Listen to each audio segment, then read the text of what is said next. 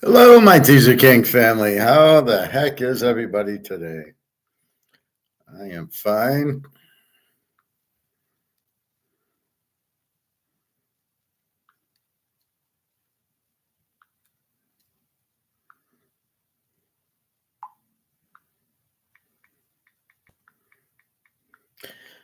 Much to talk about.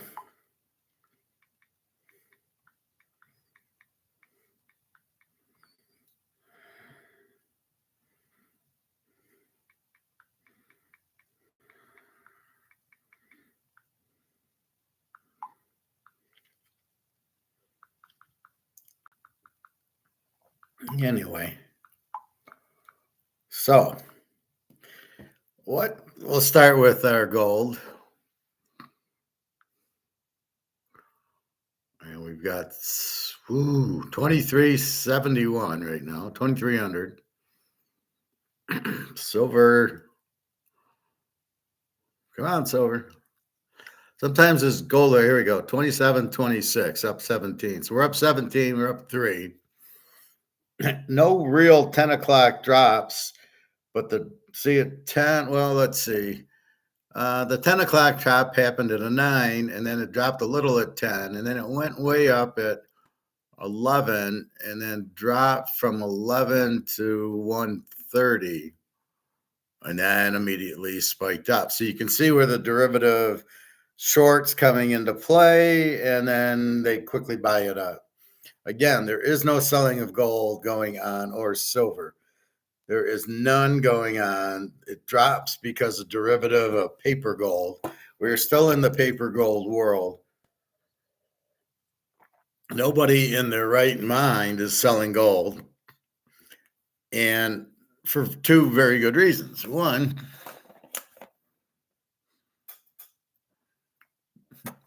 where is it? Where's my big piece? Well, okay. One, you printed this to death. You've got 20.7 trillion of these, which means they have no value. So if Bitcoin is saying we're limited at 21 million, then what does this say? It's 20.7 trillion of these.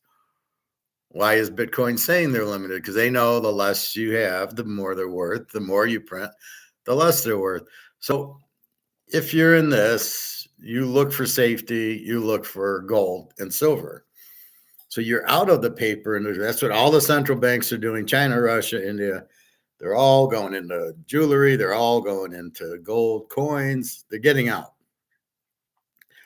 And so the biggest thing is, okay, I'm buying gold. And now the gold price finally starts going up, which it should have done a year ago, but it was manipulated by JP Morgan. So the manipulation is starting to wear off because BRICS is buying so much gold that they can't keep shorting the gold price in hopes of, well, if I short the gold price, people will ignore the dollar and we'll ignore the gold and stay in the dollar, because that's where our Ponzi scheme is, Wall Street and the banks. But as we figured that out, and we know what the Ponzi scheme is, what do we say? We say, screw you. We don't want to be in the stock market or in the banks. And the fact that it's not even real, the dollar is just paper. Well, what do we want to be? And then an example is Saudi Arabia and Russia does not want to sell oil for US dollars because they're selling a real asset for paper. So they're saying, no, we want gold for our oil. We want to get value for it. We're giving you something of value, the oil. You're giving us toilet paper back. We don't want it. So if I think that this is just like if I believe that the gold and silver is going up because it's a stock and I want a profit take, okay, you're in the wrong field. You should be in Microsoft and Apple. Those are the ones that are about to tank. So if you're in the stock market, you should be getting out into gold and silver before you can't get into it anymore. The market's going to crash. but they're misleading you. They're madoffing you by saying, "Oh no, the market's fine. Look, it keeps going up and up." And I hear Biden say, "Oh, we got the greatest economy in the world," and it's the Biden. I'm like, does this guy know what day it is? Does he have a clue? Our economy is terrible. Our inflation's 20%. We're in the middle of a recession. You've killed our military. You're letting all these people in the borders. What are you talking about? Do you understand what you're doing? He's extremely destructive for the world with all these wars, killing all these innocent people. It really is very sad what the elitists are doing right now. Oh no, let's keep sending to Ukraine. The war's over in Ukraine. Russia won 73-0. What are you talking about? It's over. Face it. So with gold going up, 2303. Cool. I'd like to get it to 2320 and on our way to 24. It's a little bit of take a rest, like Luke said, but there's no profit take. This isn't going to drop 30 points. It went to 2284 and then immediately went up to 2297. Too many people are buying. There's not enough gold to go around. So people are buying gold and the supply is short. So that's why they get a chance to buy it. They're buying it. This is not a stock. This is not your Coca-Cola went up 5 points. You're going to profit take. There is absolutely zero reason to profit take. There is absolutely, you get out of your mind to profit take because all you're going to do, where's my other dollar? Damn, I had another dollar, my bigger one.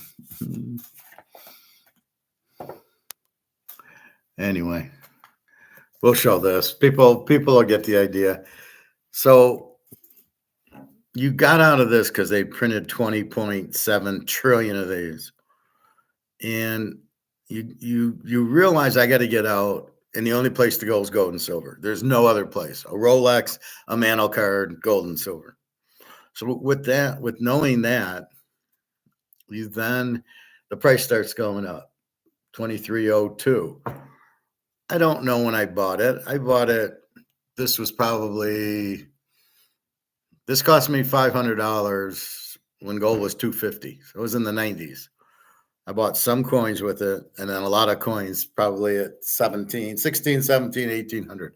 I don't care. It wasn't meant. I'm not looking at, I bought some at 1600. It's 23. I made 600 a coin. Let's sell it. No. That was all to get out of the dollar. What would be the point of selling your gold to take your profit to buy this when this is the very thing that you're trying to get out of? You're buying gold because this is worthless. That's why you're buying the gold. So because the price is up, that's what you want. That's what we're expecting. We're expecting gold 20,000. We're expecting silver 2,000. So when gold goes up and it hits 23, we don't look at it, well, it's the all-time high. No, that's the all-time paper high. We're not talking paper. We're playing physical. And when it goes up, all we're doing is sitting there going, I don't want to get back into this. So unless there's two reasons to sell, like I would sell an ounce if I had a debt to pay, or maybe taxes coming, or pay your rent or food or something like that. Or if I was going to buy a Rolex and I wanted to get out of gold to buy a Rolex, that's fine. That would be the only reason to get out of it. But you don't want to get out of it because you don't want to get back into the dollar. So if it's a very short term, got to pay my taxes, got to pay a medical bill. Here's 2 ounces. Okay. Pay my stuff. Fine. Otherwise, you do not want to be selling just because you're profit taking. You are not profit taking gold and silver.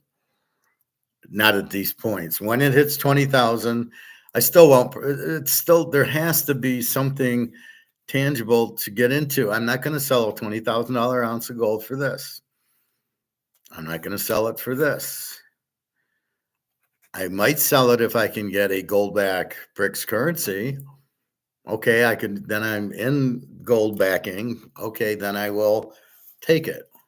That would be why, but what do I want the money for?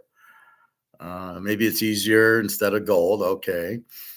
We'll have to see. There'll probably still be credit cards and debit cards. I don't see how that goes away.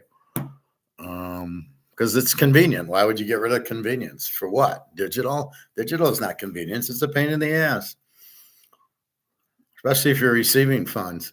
If you're getting money in, what do you want to be in digital for? Right? So you're getting money in. And now, how do I get my money? Oh, it's digital. I can't. Or I need to send it to my bank and then go to the bank and get money out of the bank so I can have the money. I mean, that's just fucked unless you go buy gold and silver with it. But by then, gold and silver is going to be so expensive. And that's why I bought a lot of different denomination gold. Silver's all 1 ounce. I have one mercury dime, which I bought years ago, but it's all 1 ounce. Gold, I bought ounces, halves, quarters, a lot of quarters, and lately a few tenth of an ounces because they were a couple $100. So I was like having some fun where it's not costing me too much money, but I can still get gold. And then when you need to sell it, gold hits 20,000, that'll be $2,000.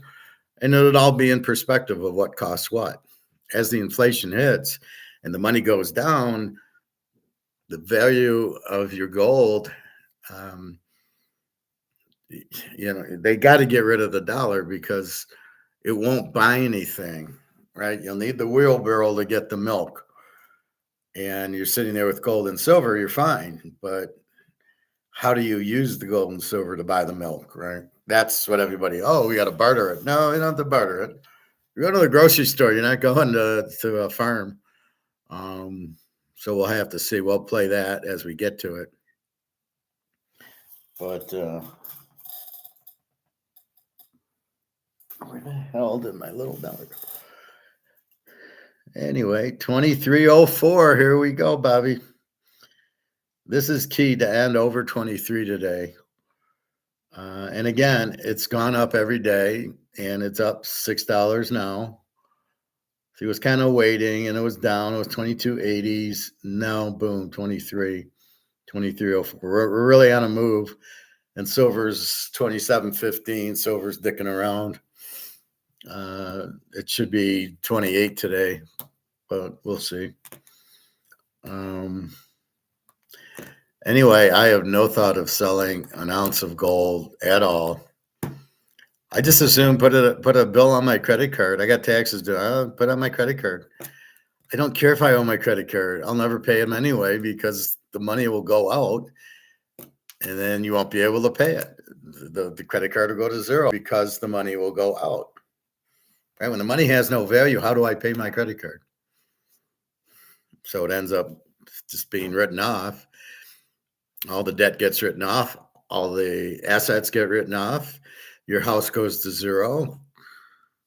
Somebody laughed at me because how could I be this smart if I was working in an apartment or living in an apartment? I should be in $1 million house. I moved from Alabama. Okay. So you're an idiot because you're living in an apartment. Okay. You're an idiot for living in a house now, and the house is going to lose all its value. So we'll see who the real idiot is. But this is the problem when you got really stupid people judging you because you live in one thing versus another. I pay all my bills. I just signed my lease. Lease didn't go up for another year. My only problem is if I move to St. Pete to be with Daria. Hey, Bobby Bo.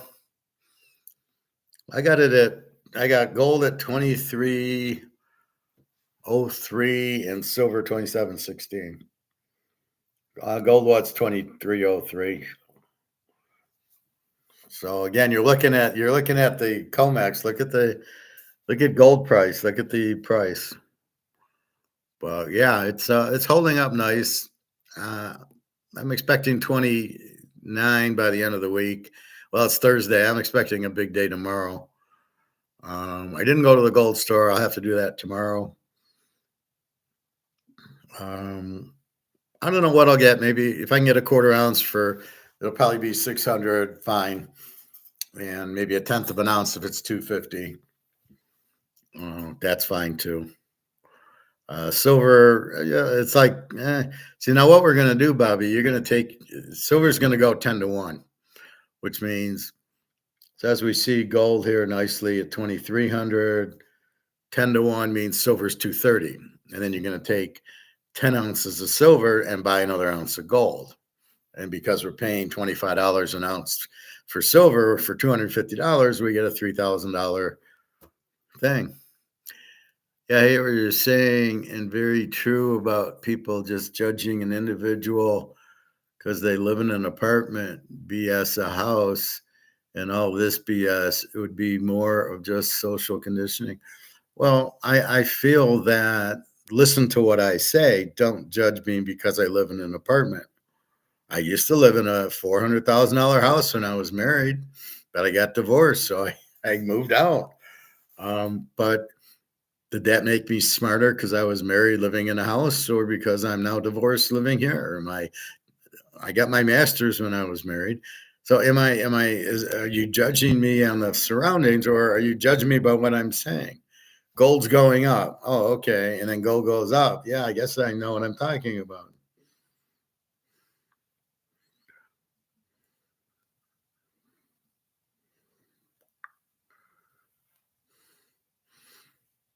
So that's really what you need to listen to people. I'm going to do a video for your daughter, Bobby Bo, but I feel it's good for people because that's the exact question everybody asks. Well, why should I? How am I going to use gold and silver at the grocery store, at the restaurant? And the real answer is, how are you going to use your dollar at the grocery store or the restaurant? Because it has no value.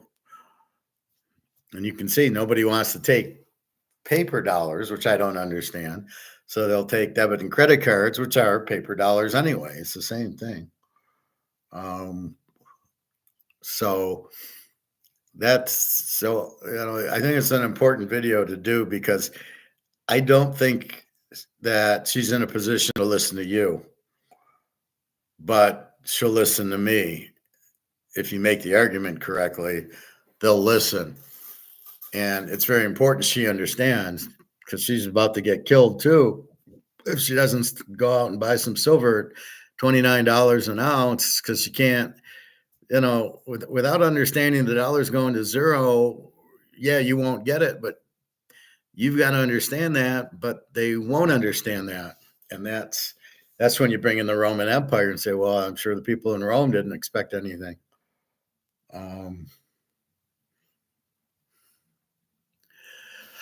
Bobby Bo, that brings me to a point. I was just at the park shooting ball and moving. Shooting ball and moving. Basketball. Moving around for my cardio after lifting at the gym, and I heard two guys looked in their 20s shooting on another court. They were taking a bunch of meaningless BS.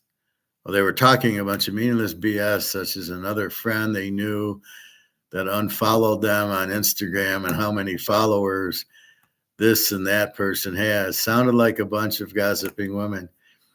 Well, they were vampires, right?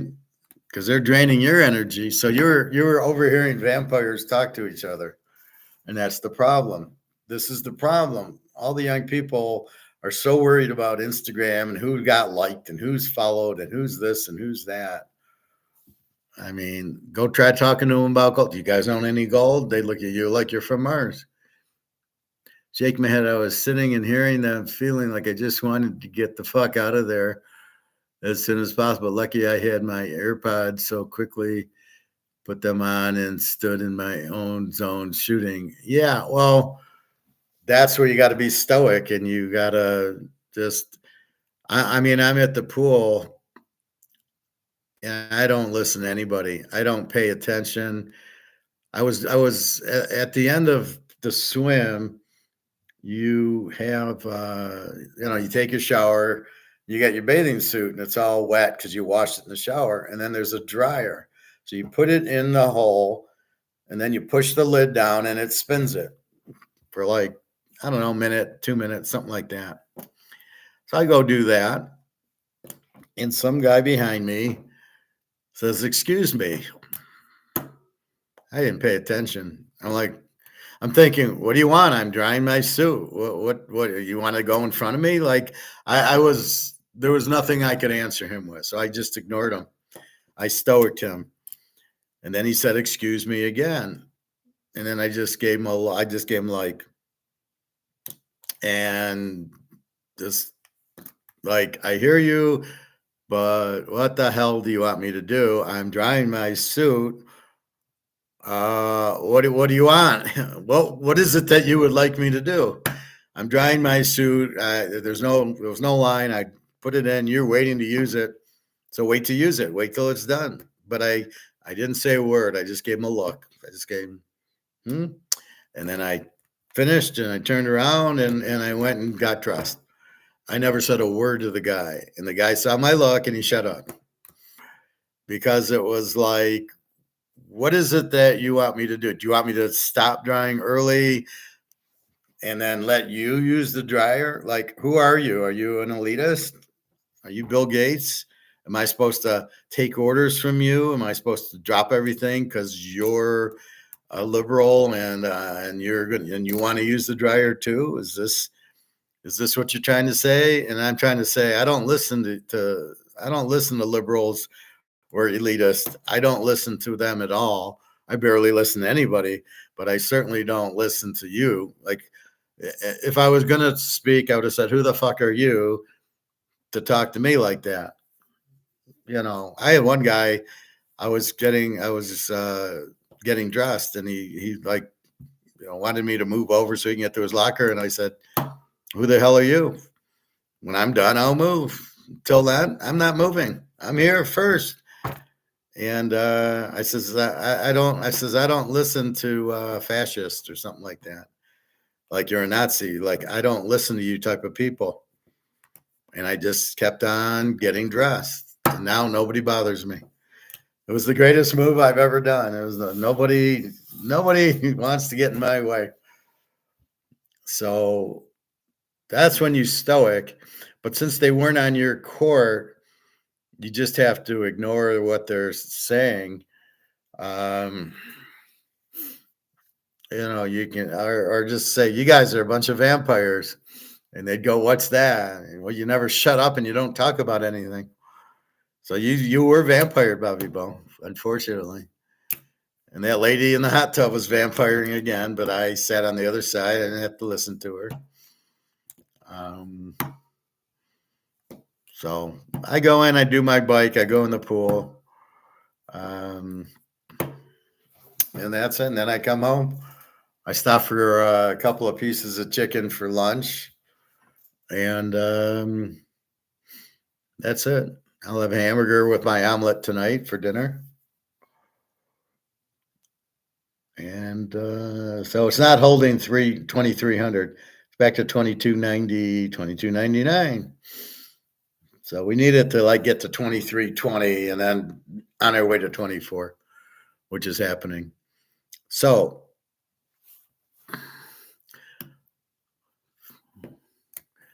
well, this is real quick chicken. It's from the better grocery store that has the better meat, and they have I think it's fried, but I pulled the fry off, and it's called picnic chicken. So they take like a couple of pieces and put it in a smaller container, and so for $5 I get 4 pieces. And it's perfect for me because I have my salad here. So all I need is the chicken. I have hamburger, but I didn't want them for lunch and dinner. I did that yesterday. So I'll have my hamburger for dinner. This is just actually all I had was 2 piece. So there was a thigh and I think a wing, and that was it. I got a bagel. I got a steak because after what we were talking about yesterday, and so I had to get my little ribs. So I got I got the New York strip that Luke was talking about. So I had to get that, and then I got the little ribs that I like. So yeah, so that'll be dinner tomorrow, I think, because I already made the hamburger and I'll put it in an omelet. But yeah, they have little. It's already cooked, so it's just go in there and then I can eat lunch. I don't have to cook because you get tired of cooking. Uh, that's why I tend to get like 4 big chicken breasts, and then I cut them all up and I cook them, and then I don't have to cook every day. I can take 2 or 3 days off. So what else, Bobby? How do you make the New York strip on the grill or pan? Oh, that's in the grill. That's I broil it. I don't have a grill anymore, so I just broil it. And the French dressing, the olive oil, and the spices, and just about 6-7 minutes on each side, and it's done. And tastes good. And then I have the French dressing instead of the ketchup. So the French is the barbecue sauce and the ketchup is really good. And I'll have that for the ribs and the steak. And I'll have a salad. I always have salad. So I was listening to our Colonel McGregor talk about the war in Ukraine. Oh, thank you, Bobby Bo. So it's all over, but what can you know what it's like? It's like when Tampa Bay had the Rutgers coach or the Jets or whoever, and the game would be 28-0, and they'd be kneeling down, and he'd still be trying to take the ball. And everybody got pissed at him for like, look, dude, the game's over. We're taking a knee. And his guys would like try to cause a fumble. You're down 28-0. That's what's going on in the Ukraine. The war is over. Russia's won. It's not close. They're taking casualties. Okay, the Ukrainians lost 500,000 people, and the Russians, maybe 50,000. And it's just far superior for the Russians. And NATO doesn't know what they're doing because it's all the elitists. It's all these scumbag elitist fraternities that are running it. I'm thinking of Animal House, right? All the elitist fraternity scumbags, and they're the ones who are running everything. And they want to keep the war up to make money on the defense contract or whatever the hell they're doing. The war is over. Okay, Russia's got the manpower, the military. It's over. Why are we still fighting? It's just unbelievable. What the hell are they doing? Bobby Bo, thought for a second you said Conor McGregor. No. Yeah, Russia is up 72 in the fourth quarter, 2-minute warning. No, the game's actually over, right? But they don't want to leave the field. The elitists are not leaving the field. They're not admitting they lost. And they're trying to still win. We're down 72-0, but we can, wait a minute, we'll put Bill Gates out there and Warren Buffett and all these guys, and they won't admit it. They just want to keep, it's not even a war. I mean, the Ukrainians lowered the draft age to 25 so they can get people in school. So now they're going, and because if you're in college, you weren't into the war, but now they're now pulling them out, right? For what? The Russians are capturing like 15-year-old boys that are peeing in their pants going, don't kill me. I mean, it's ridiculous. So this is just a warp war. Zelensky and Biden and this Boris Johnson and this Macron, the France, these people are all freaking idiots in charge. So, I just want to go, be with Jenna, be with Daria. I mean, I got to meet her in Serbia because I can't go to Russia, and Jenna is left Berlin last night or yesterday morning. No, it was her morning, 6 a.m. my times. She left, and so she's, I think, in I think she's in Lviv, she said. So she's gotten into Ukraine. That's where the border is. Lviv is like right near Poland, and we were there. We met there a couple years ago. Very nice city, and but it's West Ukraine. Russia doesn't want anything to do with it. They only want East Ukraine, and so she said she's very tired. And I was like, yeah, I can't fly her from Berlin to her city. It's ridiculous. So she's got to take these long trains, and it's just, it's a 20-hour train ride. Can you imagine 20-hour train ride? Then she gets into Poland, and then it's a 5 or 6 hour train ride to go to Berlin. I mean, it's she loses 2 days on a train, and I doubt they feed her properly and sleeping and everything. Anyway, then I got to meet Daria in Serbia because I can't fly there because of the stupid war. What a joke. Yeah, the refs and fans have left and all, and they're still in the field thinking that they have a chance. Well, that's exactly it, Bobby Bo. That's exactly it.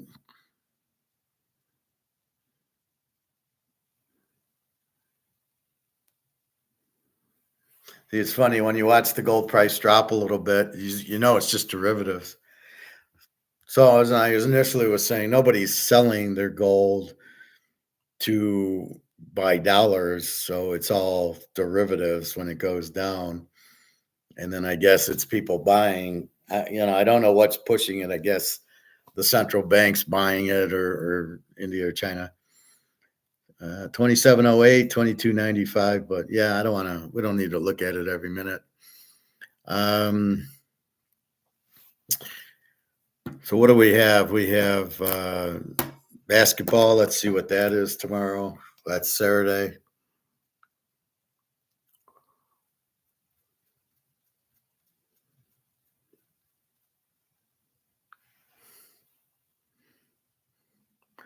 So we got Purdue 9.5, 146.5.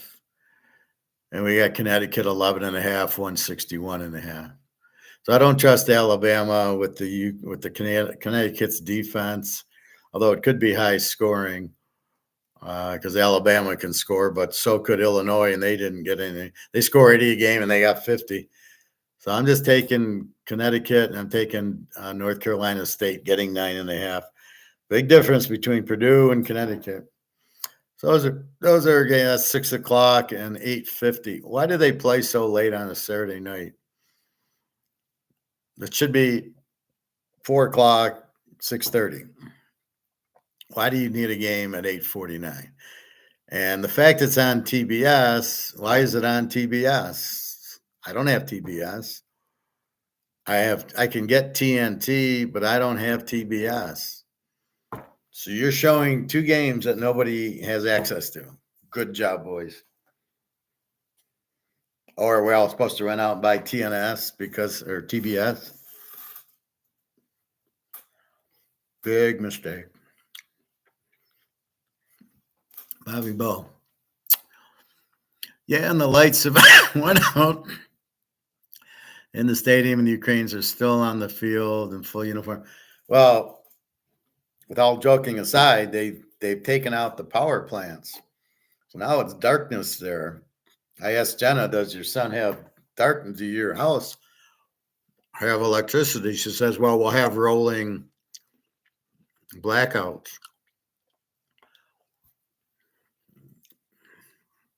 Problem with Jenna, she won't admit defeat either. She won't leave. I invited her here, but she won't leave her family. Why her family's still there, I have no idea. But okay, she won't leave the family. What are they going to do when the tanks start rolling, down the street? I don't know, but she won't leave. So she won't come here.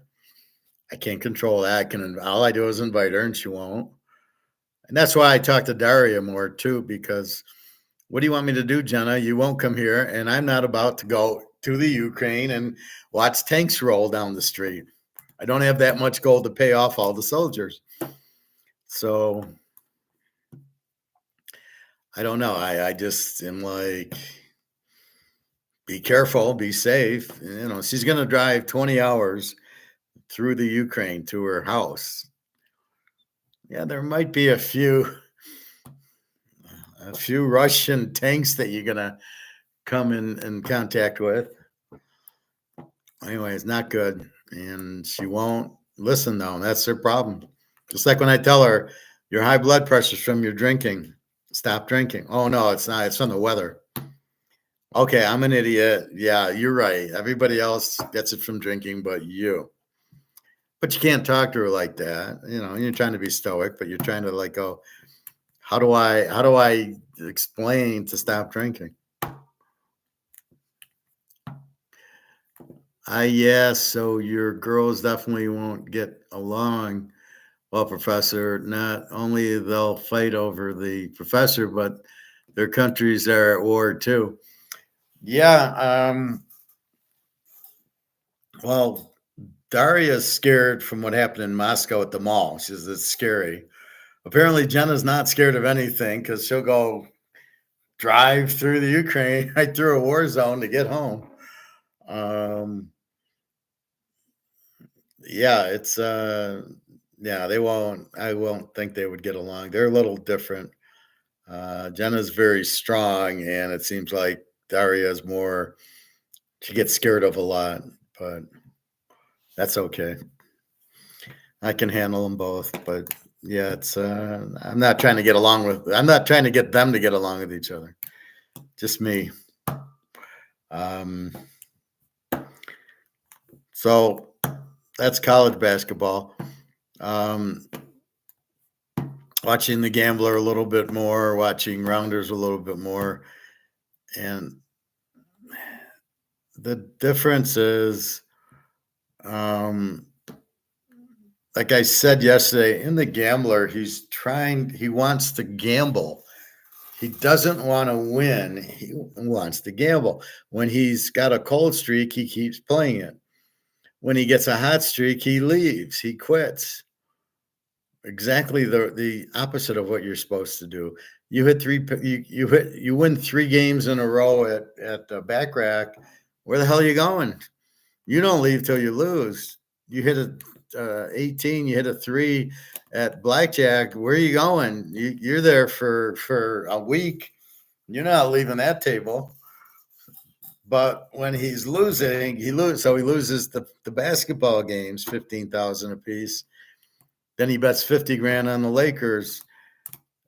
He has 100. He loses 45 that he shouldn't have never bet.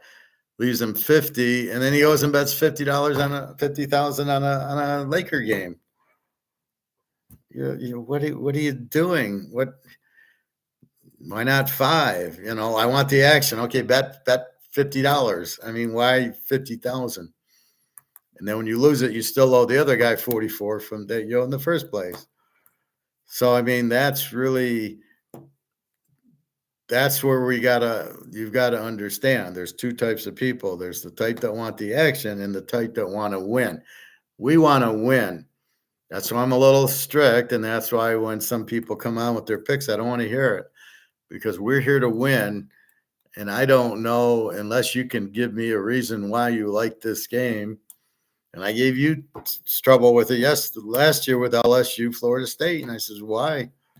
Why do you like LSU? And just because you like LSU. But I held my ground and said, take the dog. It's an even game.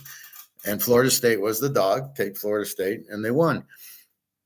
But I took a motion out at the door. It was even games, take the dog.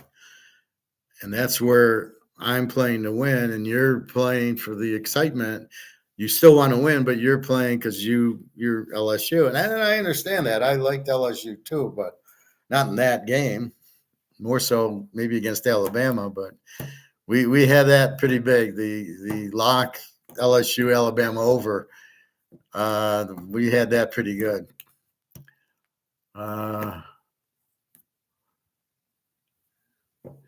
Let's see. I have a few buddies that are like that, where they drink every day but claim they don't drink too much, and also wonder why they never have energy and procrastinate on everything. Yeah, they're lucky they still have a liver and probably overweight, and their diabetes is probably huge. They don't want to be accountable, so I don't say much. It's not like they're my kids or anything and have been longtime friends, but I also keep my distance just like I do with my family to avoid vampiring. Well, it's like me with the gold at the club or somewhere. You try to tell them, I don't know them, I'm trying to help them, right? You're just trying to do the good deed. I'm helping you get into gold and you'll be successful. And then I'm realizing they don't want the help. So then I say, okay, fuck it. I'm not going to help anybody anymore.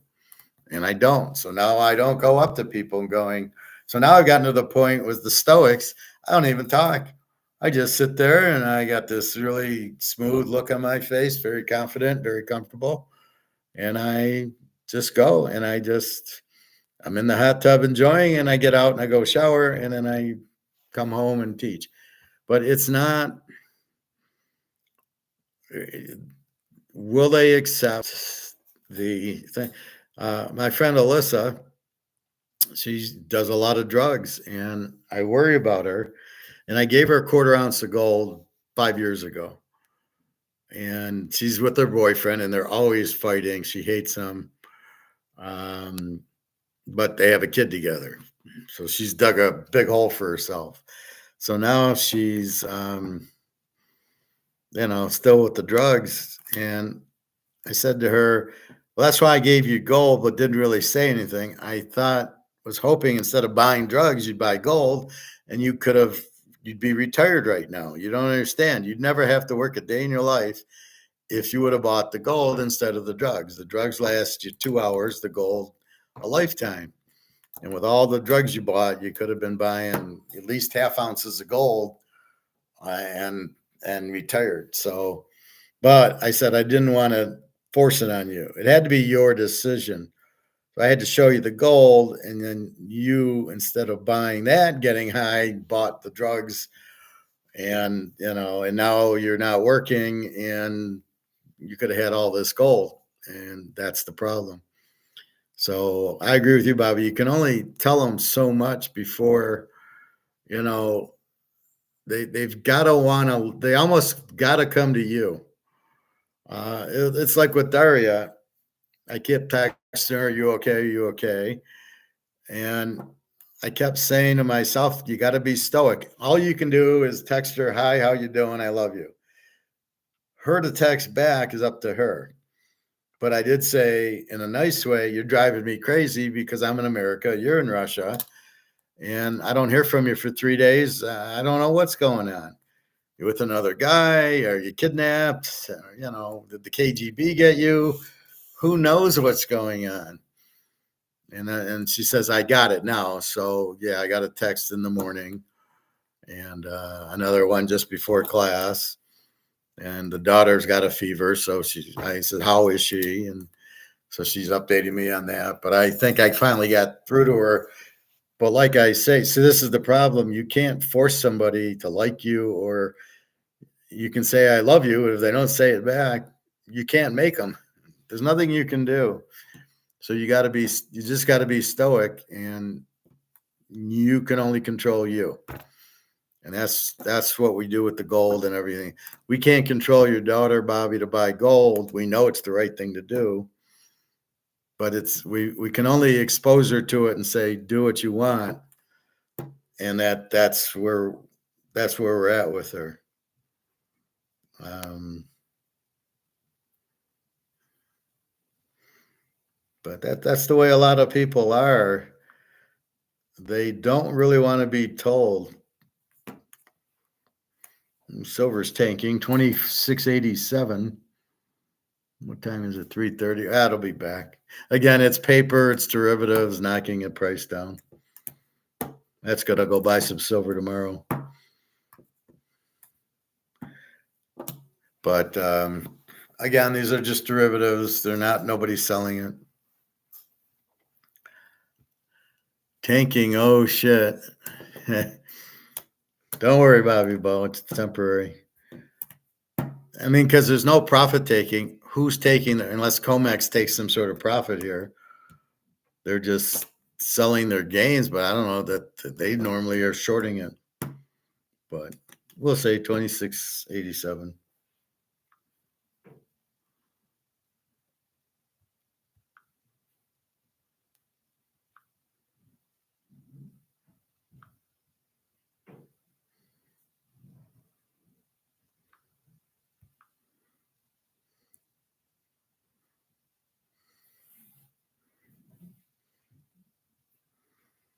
Here's a headline: Ukraine gets new foreign fighters to handle the Russian blitz. Ukraine gets fighters from France, Poland, as Russia is set to capture them.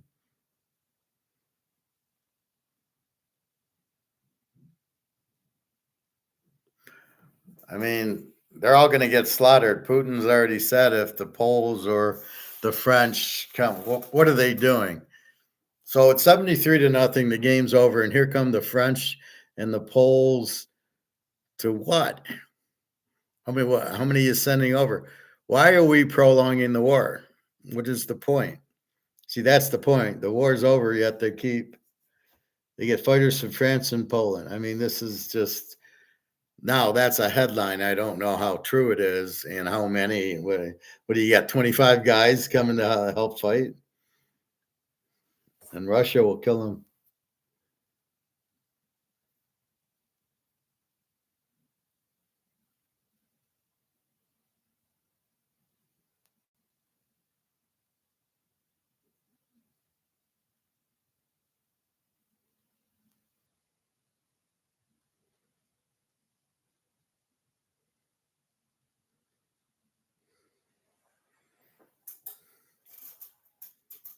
All right.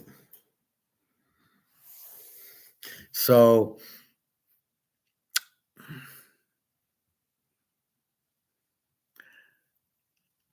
that's a big time, Miss Killer, Mood Killer.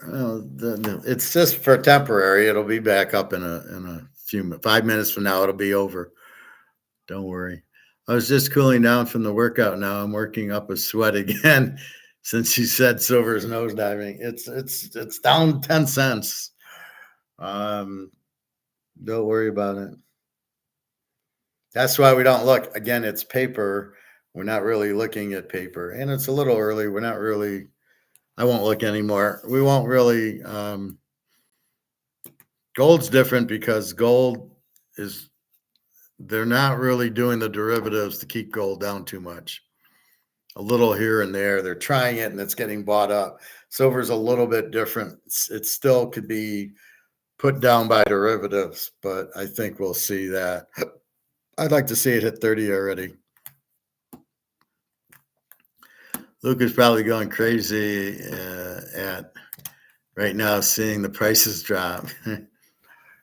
I tomorrow will be a big day. You probably just broke a few tennis rackets. Yeah. That's what they don't tell you. We're in a recession. People are being laid off right and left. I got a call today for a financial analyst job from somewhere. And he says, you interested? I says, well, what's the pay? Why are you ignoring the pay? That's the only thing that interests me. And he says 32 an hour. And I just laughed. I says, my minimum's 50 to 60. Okay. That's what I make. And you're going to insult me with 32 an hour? Well, we'll keep looking for you. Don't bother calling me, because if you people are that stupid that you think I'm going to take 32 an hour, you're insulting me. I don't want to do business with you. But we keep getting gold higher and higher. I won't be needing work. But I don't know. And then so again, people, do not sell your gold and get back on the Titanic. So that's why I really love it. It's the one thing. It's not stock, so you're really in gold to get off the money. That's why I'm like, who the hell's selling gold then you got to buy money again. If you sell it, you're taking the dollars, right? Who wants this? Nobody wants this. So that's why I'm surprised. The only reason you would sell it is to pay a bill or something. You still going to make the trip to the coin store to buy, even with prices rising? Yeah, well, they're not today. They're silver's, well, that's about even. Yeah, because it's got nothing to do with price. All it's got to do is accumulation. If I can get a little bit more gold and another 10 ounces of silver at these low prices, I'm going to do it. We know what the real prices will be once we get rid of paper. Once we get to physical, we know what the real prices are. So this is still a joke. It's still very low. Nobody's profit taking. Nobody's selling gold on purpose to take profits. And it doesn't make any sense. So why? Why would you do that? Well, I got profit. Yeah, but now where's your gold? Where's the money? Oh, it's back in dollars. You got back on the Titanic. You got to get off the Titanic. That's why it doesn't make sense. So this is just manipulate. This is this COMEX bullshit that, they'll call it profit taking, but it really isn't. We'll get it going. I'm not worried. We've been pretty hot for the last month, and we will remain hot.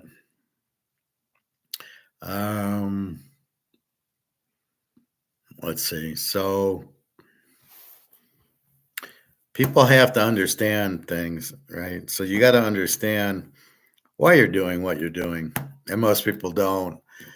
Just like these guys on the basketball court with Bobby, they're more worried about Instagram. What does that have to do with anything? You got a war going out, you got inflation, you got gold, and they're worried about somebody liking them on Instagram.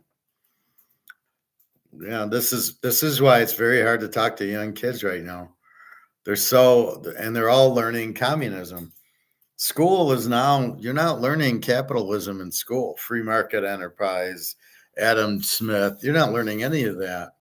That's why when you guys ask me about gold, you're not learning about gold in school.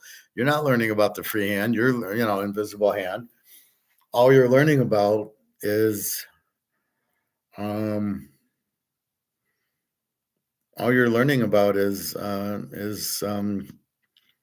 basically communism. Government runs this, and government runs that, and the kids are, oh, okay, yeah, okay, that's right, yeah, okay, I see what you're saying. And they're not allowing them to think. That was the biggest thing I noticed with my daughters in middle school. They'd have all this homework every night, and I said, you need downtime. You need to come home from school all day or from work and sit and veg out and watch TV and just relax.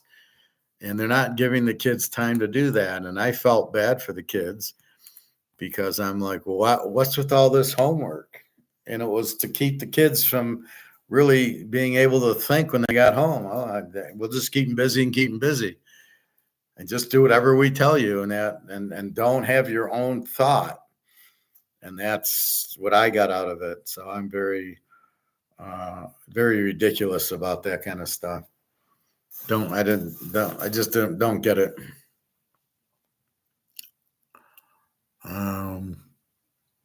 So yeah, I'll go to the coin store. I'd like to buy another quarter ounce or a couple of tenth of an ounces.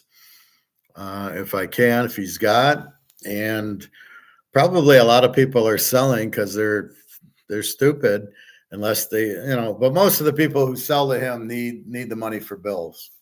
I will say that they need to pay the rent or eat or something, and so they're turning in their gold to get it. Plus, they think gold's at the all-time high. So they think now's the right time to sell it. And it was out the all-time high at 22. Now it's 23 and it's still you're not, now you think now this is the all-time high. So people don't know what they're doing, which is why we teach. So I'll do that video for your daughter. Well, it's really for people that ask that question. Um, why? How are you gonna? How are you gonna use gold to buy groceries? I think I'll title it that. And I love my response. Well, how are you gonna use the dollar to buy groceries? That's the key. I'll keep it pretty short. I know the attention span there is not too long. Um, but what else? So you get the stupid war, inflation all over the place, recession all over the place, the whole world. Banks, I don't know if they'll fail. They shouldn't fail. The Fed will keep injecting money into them. Um, just get out of the banks and get out of the stock market. That's the biggest thing. People are, I feel a lot of people are taking their money out of the bank and putting it in the stock market instead of in the gold. And the difference is the stock market's at the top going down and gold sitting there at the bottom ready to go up. And people are taking the wrong elevator and they keep thinking, well, no, I don't want to go. Gold doesn't go anywhere. I showed you that yesterday. Gold,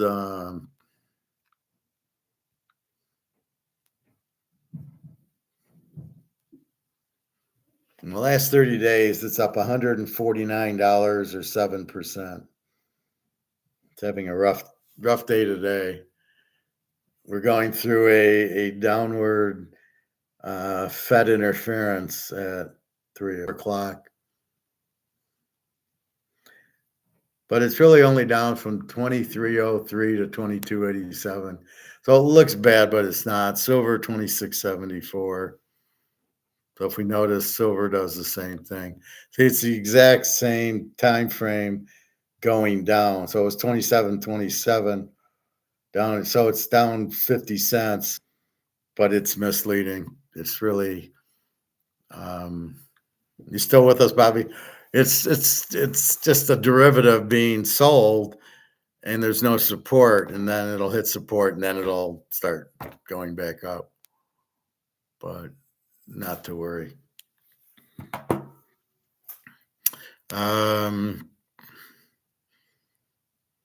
So a lot of it is being stoic in the fact you know what is right and you believe what's right. We know gold's right, so we then stay stoic on it. But we didn't know it at first. We had to figure it out, which we did.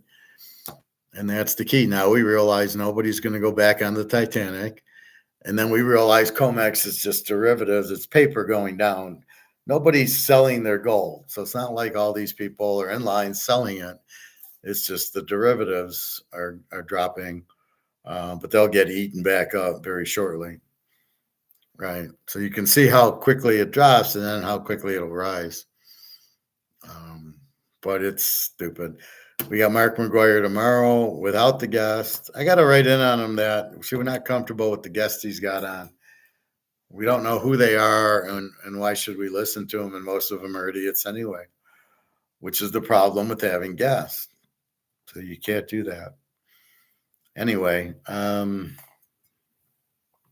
watching Rounders, again, he makes the stupid decision that he thinks he says before he starts, if you're looking for the chump, you're the chump.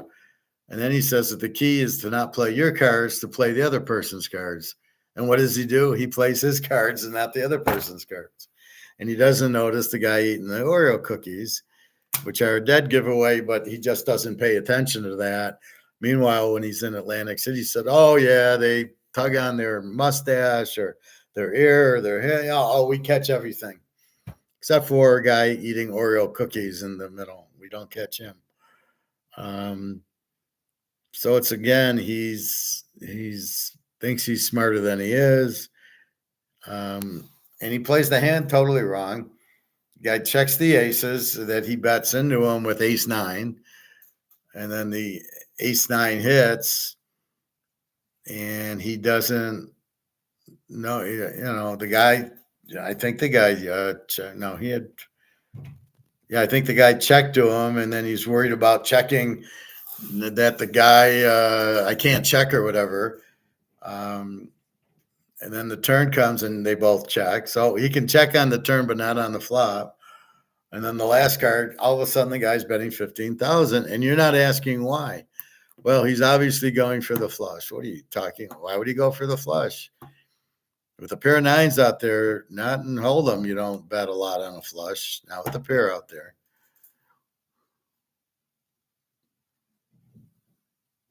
Should I sell my kangaroo? No. Why would you say that? You should insist that he gets you the show, Professor. What does that mean?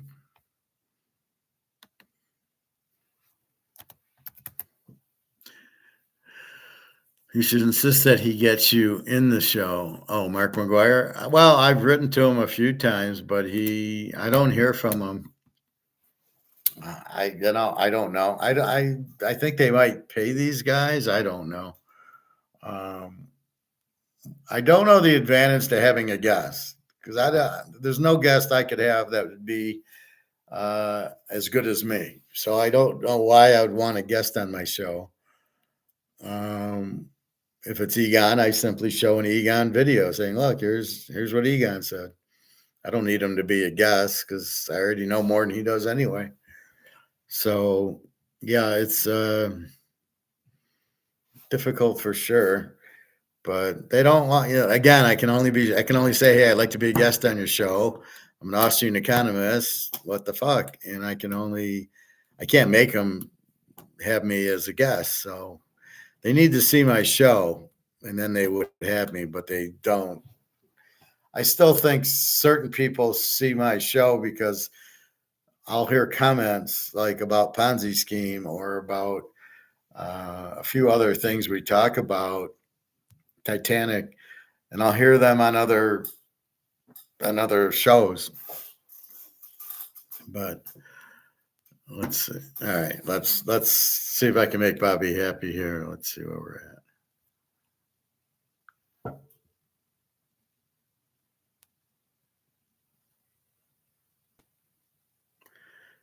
2675 still. And gold's just going down to the next level, 2284. So it's down $20 in one thing.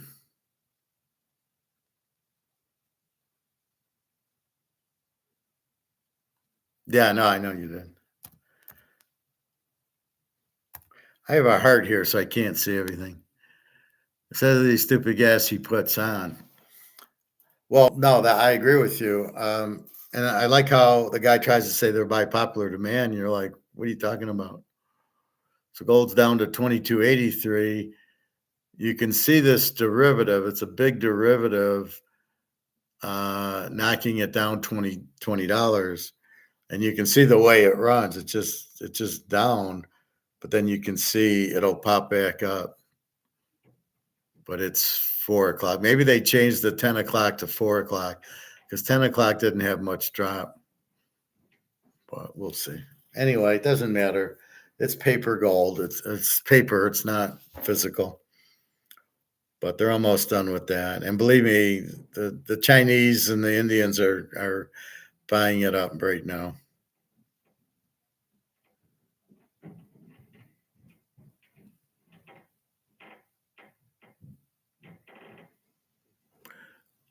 The guest, yeah, I think the guests are to try to get viewers that if people watch their show, because these guys are idiots. I mean, you had a guy who was trying to make gold dollars. Yeah, that's a real intelligent thing. So he's trying to make $1 out of gold. So it's all made out of gold. And he's trying to do them so they're like 1/64th. So it'd be like 64 little chinks to make 1 ounce of gold in the dollar. No, you make gold back currency, you idiot. You don't make the dollar actually gold. What are you going to do with that? And then if the gold price goes up, then what do you do? Really stupid. But yeah,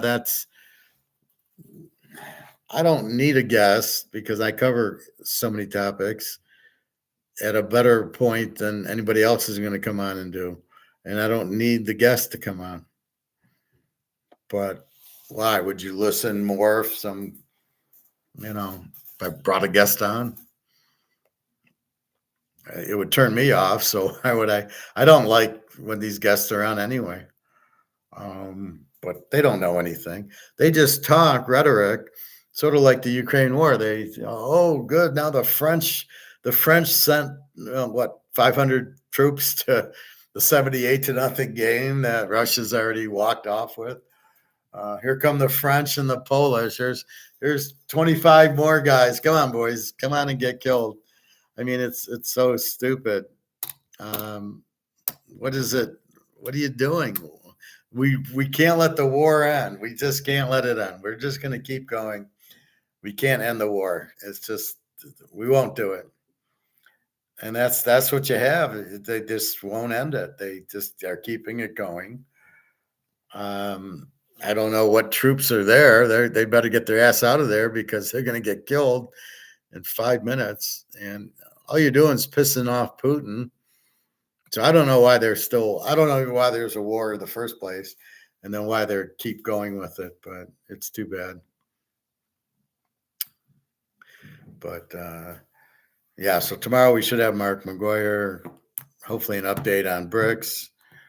We will talk to you about that. What else is there? So you try to be stoic with women. You can only tell them what you can tell them, and then they respond. You can't control it. You can't beg them. You can't do anything. You just say, yeah, you want to go out for dinner. And then it's up to them to say yes or no. There's nothing you can do, and there's nothing you should do. It's either they answer or they don't. If they don't answer, you go on. That's why you got to kind of detach from them. You kind of just, yeah, she's pretty. I'll ask her out. You want to go out? And she says, no. Okay. I'll go out with the other girl then. And you just wait for the smile and you try it. Bobby Bo. By the way, Professor, did you hear about the NFL trade? Stephen Diggs is now in Houston with your boy CJ Stroud. Is Stephon Diggs any good anymore? Because he sucked on Buffalo. But let's say he is. CJ Stroud couldn't hit him anyway.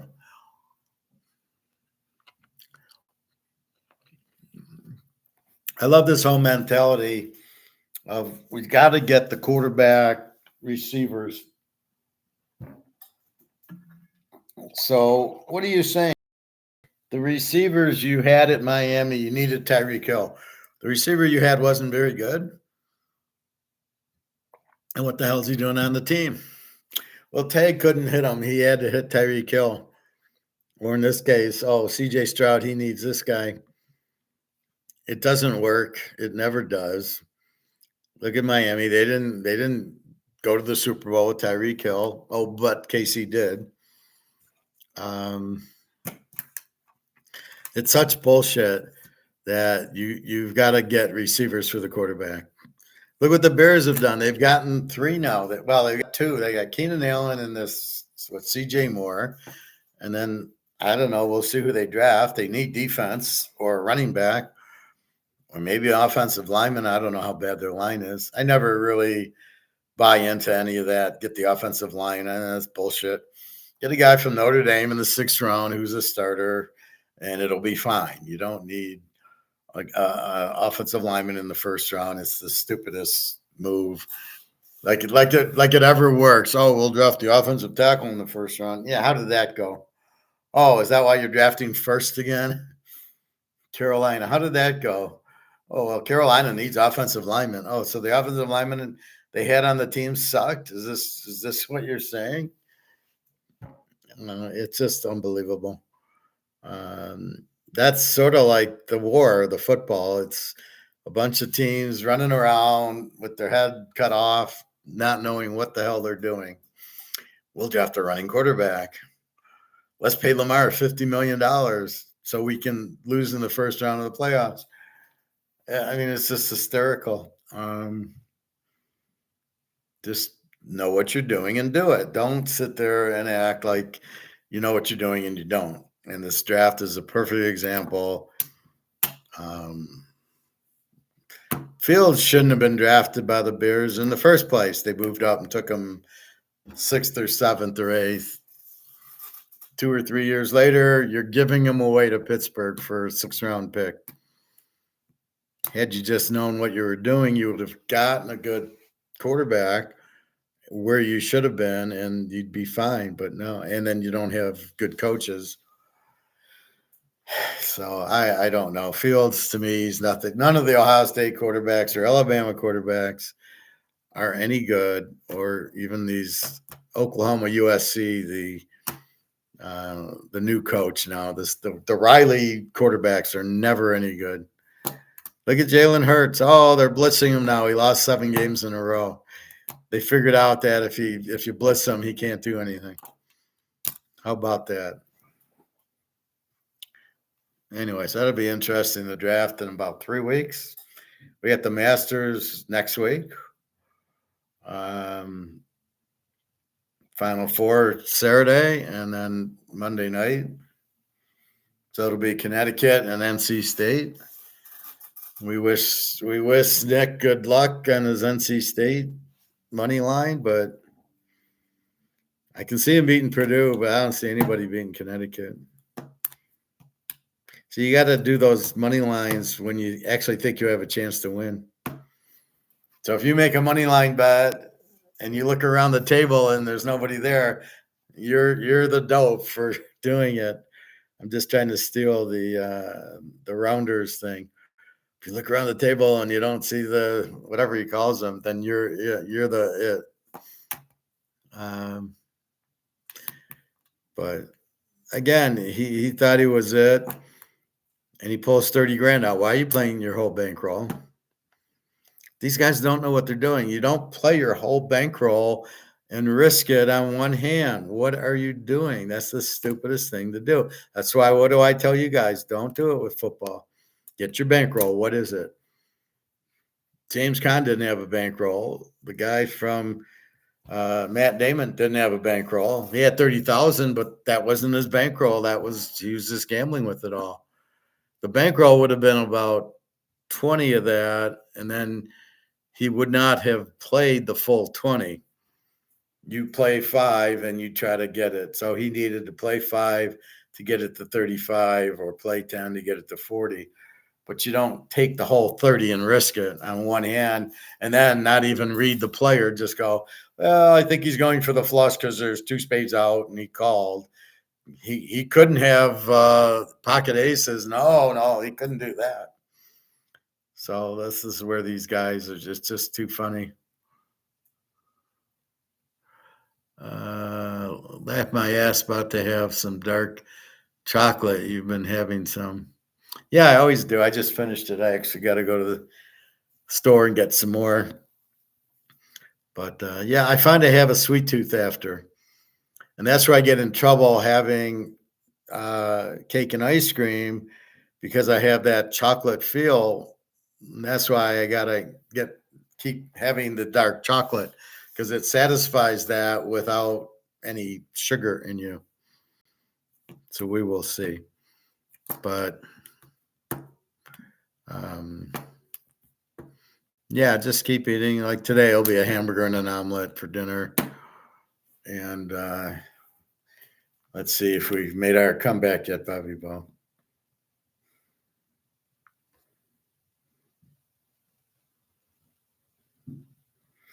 Yeah, it's starting to bounce back. Silver 26.79, and gold did the bottom to 22.84, back to 22.86. So it went all the way down, and now you can see it coming back, and then it'll go higher. My Daria.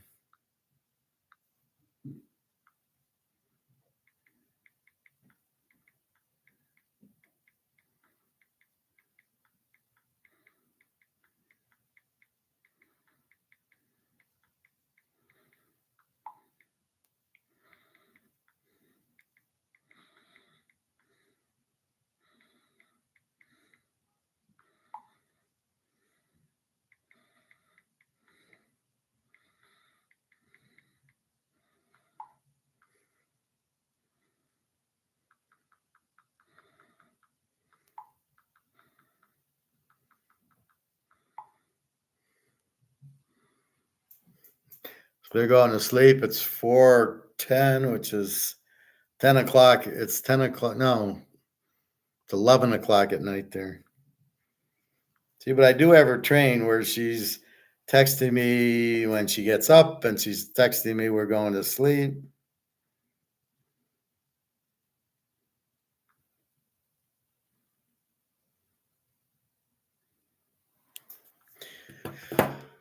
Which is what I asked her to do. It basically says I'm in America and you're in Russia. I have no idea what's going on. Anyway, so that's good.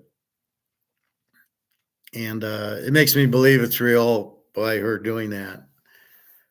She's thinking about me. I think that's the biggest problem. When they don't text you in 3 days, you're going, why you don't think about me? Only when you need food? I mean, that's how I kind of read it sometimes, right? But who knows? Anyway, so that's what you learn a lot in the movie. The reason I watch movies again is not for I know what's going to happen. It's to kind of read the in between the lines. So again, what was I watching? I wanted to comment on. I was watching Berlin, the money heist thing where the Berlin character kind of flashes back 5 years and he's doing his stuff because he was a big heist guy. And I thought the writing was terrible on it. Some of the reasons didn't make sense. Why would he do that? So I'm starting to do that where I'm watching it. And then when I watch it again, I start thinking about the logic going, this is stupid. This doesn't make sense. They wouldn't have done that. What are they doing? So that's what's getting to me. Attack on Wall Street always works, but some of these movies, they just don't work. I was watching like somebody was breaking down Margin Call, and I was watching that movie. And one guy's comment is, yeah, it takes a Vulcan to figure out what was going on. And my takeaway from that on the movie, where I thought the movie was stupid, but the firm was even more stupid, or how nobody realized that all these loans were bad when it was quite obvious that if you're taking loans without a credit score and you're doing it, I mean, and then you wonder why 2008 real estate crash happened. Well, it's not hard to realize when you see that everybody shouldn't have got the loan in the first place, and the government again interfered. Instead of invisible hand, they said, no, everybody should own a house. So you give a loan out to anybody. The banks are not giving out the loans, and they're trying to sue the banks for not giving a loan out. And the banks are like, but he didn't have good credit. Then they put it out on real estate trusts to make millions of dollars. And then they made off everybody. And then all of them are worthless. Now, I thought that the Jeremy Irons character, I don't hear the music, buddy. If that's what you're doing there, when the fuck did you hear the music? When did you ever hear the music for this? There was never any music for the real estate. It was all a Ponzi scheme. Once Clinton interfered in 1997 and wrote the law that says you got to give, even if they don't have credit, you got to give them a loan for a house. And so that was when the music stopped in 1997. So why are they all playing so stupid? And if they didn't realize it, then you really wonder what's going on. This is why I tell you it's all a Madoff, because anything to do with Wall Street's a Madoff. They just make up things, and then they screw everybody over because it's their duty to not go under. Their duties to the company, not to the customers. The customer, like the Home Alone guy. Well, the customer plays, and sometimes when he wins, he doesn't complain, and so if he loses, but you're screwing him over when he loses. He didn't lose because of his play. He lost because you You terminated the play because you were losing your ass because you're got your head up your ass. But because the banks run the government, they just bail themselves out. And that's the problem. So that's why I tell you to stay out of that mess. You're going to always be the loser, and they're always going to bail themselves out. And that's the bottom line, and that's what you got to realize, and that's why you don't play. See, gold. So the beautiful part about gold is there's nothing that we've got the with gold we have COMEX, but we understand that, and we still go up. We still make money on it. So it's COMEX, but it's never gonna be worth zero, and you'll be fine, right? You'll always make money on gold and silver. So keep that in mind. Let's see.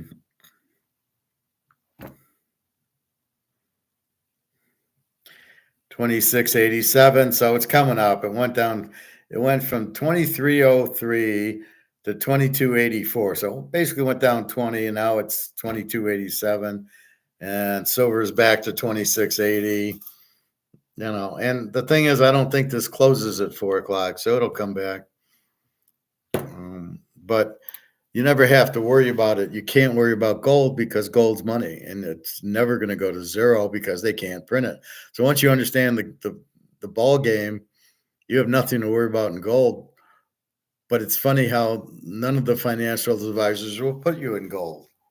They'll all put you in dollars in the Ponzi schemes. Oh, play the real estate trust attack on Wall Street guy. Or all of them. Look at how many people lost their ass playing real estate trust. Why are you playing real estate trust? Nobody asked the question about the fact that these loans are no good. I mean, come on. And then when whatchamacallit did, I can't think of his name. But when he said check out the loans and the loans were all bad, what do you mean check them out? Or Batman checked them out? What is Batman? What are you even checking them out for? They're all bad from 1997. You don't need to check anything out.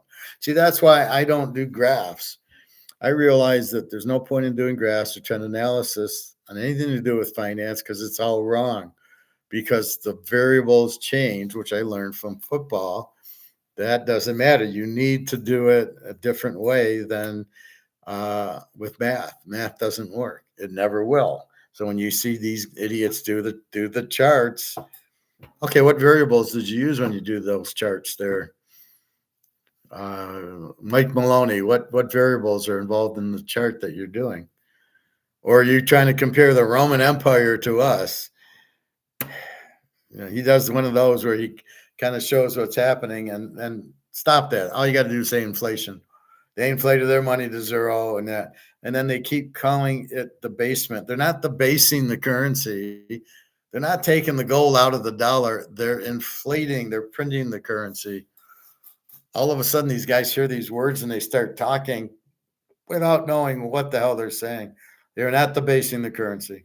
There's no gold in the currency to take out. The basement is you have a gold coin, you take all the gold out, now it's a copper coin.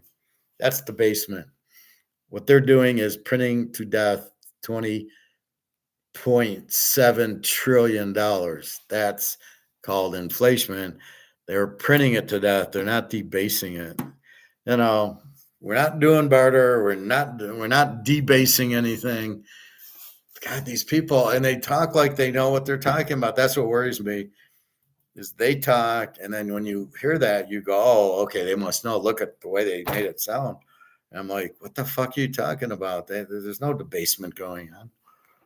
So it's sad. But anyway, just keep that in mind. The gold's going to be fine. The silver will be even better. So tomorrow I'll go buy. If they have a quarter ounce, I'll buy it. If it costs me an extra $50, who gives a shit? So instead of getting it for $550, I got to pay $600. I'm fine with that because I'm getting gold. That's the point. You're buying more gold and silver. We don't care what we pay for it. It's not a stock. There is no alternative. You got to get out of money, and nobody's selling their gold to get back into money. Oh, let's get back on the Titanic, hon. We had so much fun getting on the lifeboat the first time. Why don't we sell our gold, get back on the Titanic, and we'll look for another lifeboat, in 6 weeks. I mean, I don't see people doing that. Central banks are not going to sell their gold, so I don't know how the fuck it's going down, because that would mean somebody's selling it and nobody's selling it for the reasons I just gave you. They don't want to get back on the Titanic. So anyway, that's that.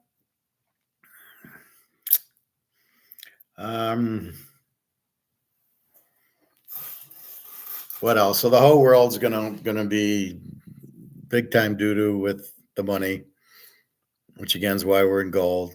So you'll start hearing, well, you've already heard countries go bankrupt. Venezuela, Brazil, Argentina, and Sri Lanka, Pakistan, Zimbabwe. They were the only ones smart enough to have a gold-backed currency. The African countries have kicked out the U.S. and France, and now they're being backed by Russia, and they're all coming out with gold-backed currency just in time for the BRICS gold-backed currency. So all of Africa will probably join BRICS, as well as, well, Egypt's already joined, and I think a couple of them. But look for oil to be priced in gold, and all that's going to drive the demand for gold up, and the price will be reset, and we'll just see it go. We'll wake up one morning and we won't see 2,300. We'll see 23,000, and happen pretty soon. I think once BRICS announces May 14th, it could happen in May or June. We'll see, but all the shit's getting ready to hit the fan in May. And then, like I said, initially we said second, third quarter, and looks like right on schedule. Bobby Bo, that was funny, but 100% true what you said a few minutes ago about those two guys I told you about at basketball court. Laugh out. There's a war going on, inflation through the roof, people laid off, and they over here talking about followers. Well, this is what they've ruined their minds. They can't think for themselves, so all they can do is get on Instagram or Facebook or Twitter, and do it. The only thing I'm really on is I'm on Instagram, but I don't use it very little. I'm on Twitter. I only use it to post locks. I got a lot going this weekend, which I don't know. I did meet a few people on it that bet with me. And then and WhatsApp I only use for the girls. Two in Romania, and then my 2 in Russia, 1 in Ukraine. It's only for the girls in Europe that I use WhatsApp. And Zuckerberg tries to steal. See, this is what I don't like about Zuckerberg. What a loser. I'm going to have a website with the sole purpose of collecting your data. Excuse me? You're not selling anything. You're not adding anything to the people. There's no gain. You're stealing our information and selling it and putting it in small print. Well, we're going to sell your information. If you accept, which of course you're accepting because you want to be you want to use the platform. Because I always wondered, how does he make money that he doesn't charge? And that is a big problem. And then he makes all this money off of it. So you're encouraging him to do it. And I don't know where he makes the money. I guess he sells the data, and all these marketing companies who want to do good by marketing products for different customers, for Coca-Cola, and off they go. So it's really criminal what they're doing. That's really a good job, a good company to go into. I would never work there. I'd probably put Zuckerberg in a sleeper hole, but leave it on for 5 weeks. You like, yeah, they like to go on the SM to get their 10 seconds of feeling. Cool. You think Zuckerberg is a vampire? I don't think he talks. I mean, we don't hear him talk too much. When I do see him, I turn the channel, just like I do with Gates and Warren Buffett. I think the vampires, Peter Schiff's a vampire, and Rick Rude and Reichert, those guys, Andy Scheckman, are vampires. They talk about nothing in it, you know.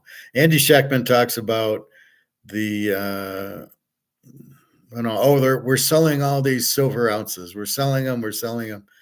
What does it mean? Doesn't mean anything. Does it drive the price up? No. If you sold your gold and silver and it drove the price up, I might be interested. It doesn't do anything to the price. Again, it's a mystery. How does my price? I know it goes down by derivatives. How does it go up? What is kicking up our gold and silver price? The derivatives are kicking it down. What's driving it? Is it central banks buying it, or what? Why is it up $10 today? You know, what's driving that? But we know that all the central banks are buying, and there's huge demand. So, and that's not going away anytime soon. But we're running out of gold, so you know that's why I get on you to buy it. But yeah, I think pro football. I was watching the Niner Bear game, 1988, 30 below zero with the wind chill, and he hits Rice for 2 touchdowns, Montana, and it's just beautiful to watch. And I think they win 20-0. And so you got Pat Summerall and John Madden. Okay, now you've got Tony Romo and Chris Collins, and they're a bunch of vampires. That's why we don't like them. Since I'm learning about these vampires and the Stoics, I realize like you like Clint Eastwood and Keanu Reeves because they're kind of stoic. They're kind of very comfortable, very confident. They don't over talk. They just talk and make sense. And then you get these talkative like Tony Romo. I can't stand listening to him because he's a mile a minute and he doesn't know what he's talking about. You know, a guy like that shouldn't be on because he'll start talking like, dude, look, you lost every playoff game you ever played in. You don't know what you're talking about. You're a terrible quarterback. What are you talking about when you're doing the broadcast? You don't know anything. So that's what I don't like about him.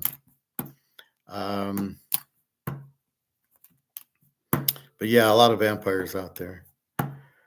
So anyway, when you play poker, be stoic, try to figure out who's doing what and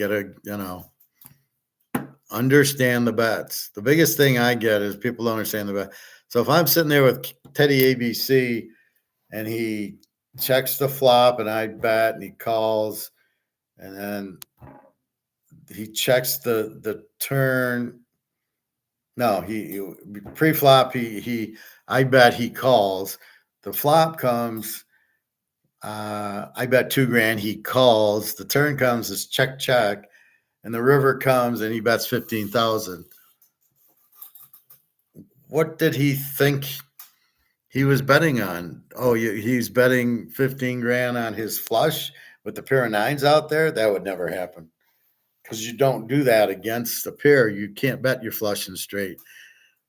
For exactly what happened. He had a full house. They both had full houses with the nines out. So you're not betting a flush like that. You might bet $1,000 with the flush. You're not betting 15,000. So you better understand. Check 15,000. He's got a monster. Now, how do you not know that, Damon? You're going to Vegas. You're the man, and you don't know that shit. I mean, that's a big problem. So keep that in mind. You should know that. But it's just amazing how stupid these people are. But if I'm playing and I see a big bet, now you couldn't have gotten away from it, right? See, that's what he doesn't understand either. He says, I got outplayed. I didn't get a bad beat. No, you got a bad beat. He doesn't even know what the terminology is. He's saying, I didn't get a bad beat. I got outplayed. No, you didn't get outplayed. You got a bad beat. You had a full house. You weren't folding it. He just had a higher full house. So it was a cooler hand. How did you get outplayed? You had a full house. You made a stupid call and a stupid bet, and then you re-raised his 15 grand. Why are you re-raising it? Why are you seeing the bet? It's just amazing how stupid he was, but that's what you're looking for. Why the 15 grand bet? And I probably would have smelled it out and folded, but I wouldn't have been that stupid. I don't know that I would have raised with ace nine. And when I got two pair, I might have bet a little, but if he calls me, my first thought is, why is he calling me? I'm in trouble. And then he comes off with 15 grand on the river with his aces full. I'm thinking something's wrong here. But I certainly wouldn't have raised it. But anyway, that's what you try to pick up and learn. And then he picks up at the end the Oreo cookie tell, and you tell him that.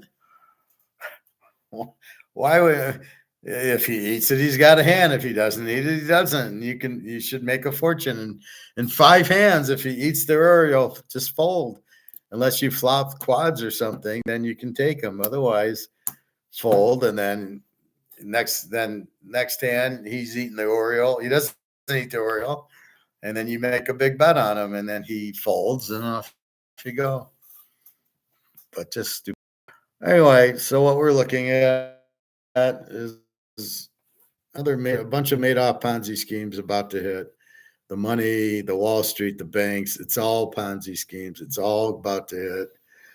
And I don't like some of these YouTube guys where they're saying this is, they're going to nuke, they're going to invade Taiwan. They're not there's no war with China. Zero. Nobody has an interest in going to war there. The Russia war, the U.S. doesn't want to fight. Nobody can come in. They've already won it. If the French and the Polish soldiers are going in, it is not to win. They're going to get obliterated.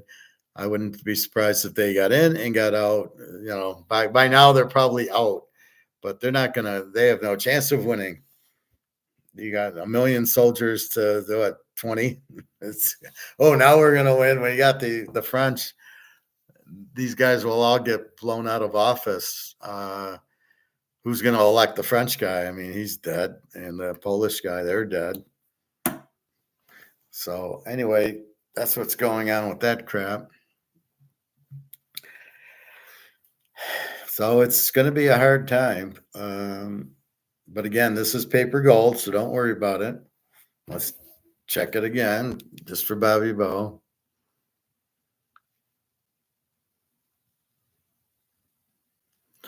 Oh, nice comeback. Gold's all the way back to 22.91. So you can see the kickback, right? So the derivative is one line down, is the whole derivative. And now the next bet is going back up. So 22.91, it's down $6 for the day. It'll probably end up close to 2,300. And the silver's back to 26.88. So if we do a silver run,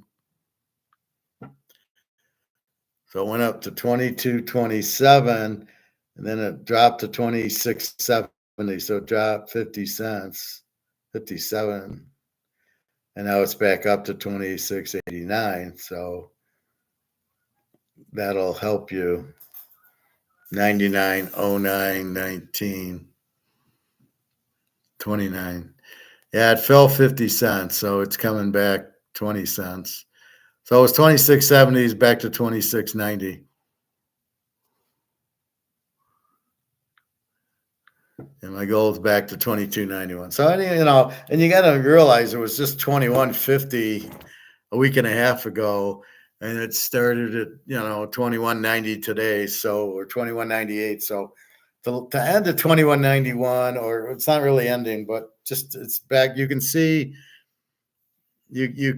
what happens, right? When it does go down, there's immediate action kicking it back up. So It's gone up a lot. It's not really profit taking, but I don't know what the hell. I don't know how to explain it otherwise, other than it just can't keep going up or something. But yeah, I'm gonna go. Let's play a derivative and short gold now. Yeah, that'll work. Jesus Christ. I hope it don't go to zero. Well, it might, Bobby. It might go to zero. You might be sitting there with all your silver at zero. And your daughter will be laughing at you. I told you, Dad. What are you doing? You're in silver. It's at zero. Yeah, when we see 2,000 an ounce, then I think then you'll be happy. But yeah, gold. We need gold to really like kick another big day, maybe tomorrow, and get to 20, get near 24. Just blow to 23 and a quarter, 23 and a half. Get away from 23, and then off we go again. So we'll see. I'll let you know what I buy. I'll take some pictures. So my goal will be a half ounce. A half ounce eagle will be about 1,200, and a few ounces of silver. Maybe I'll buy the silver bullets. Do you think I should get the silver bullets?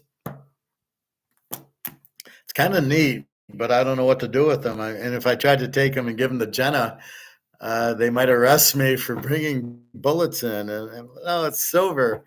So I stick with the coins. I think that's much easier. But we'll see.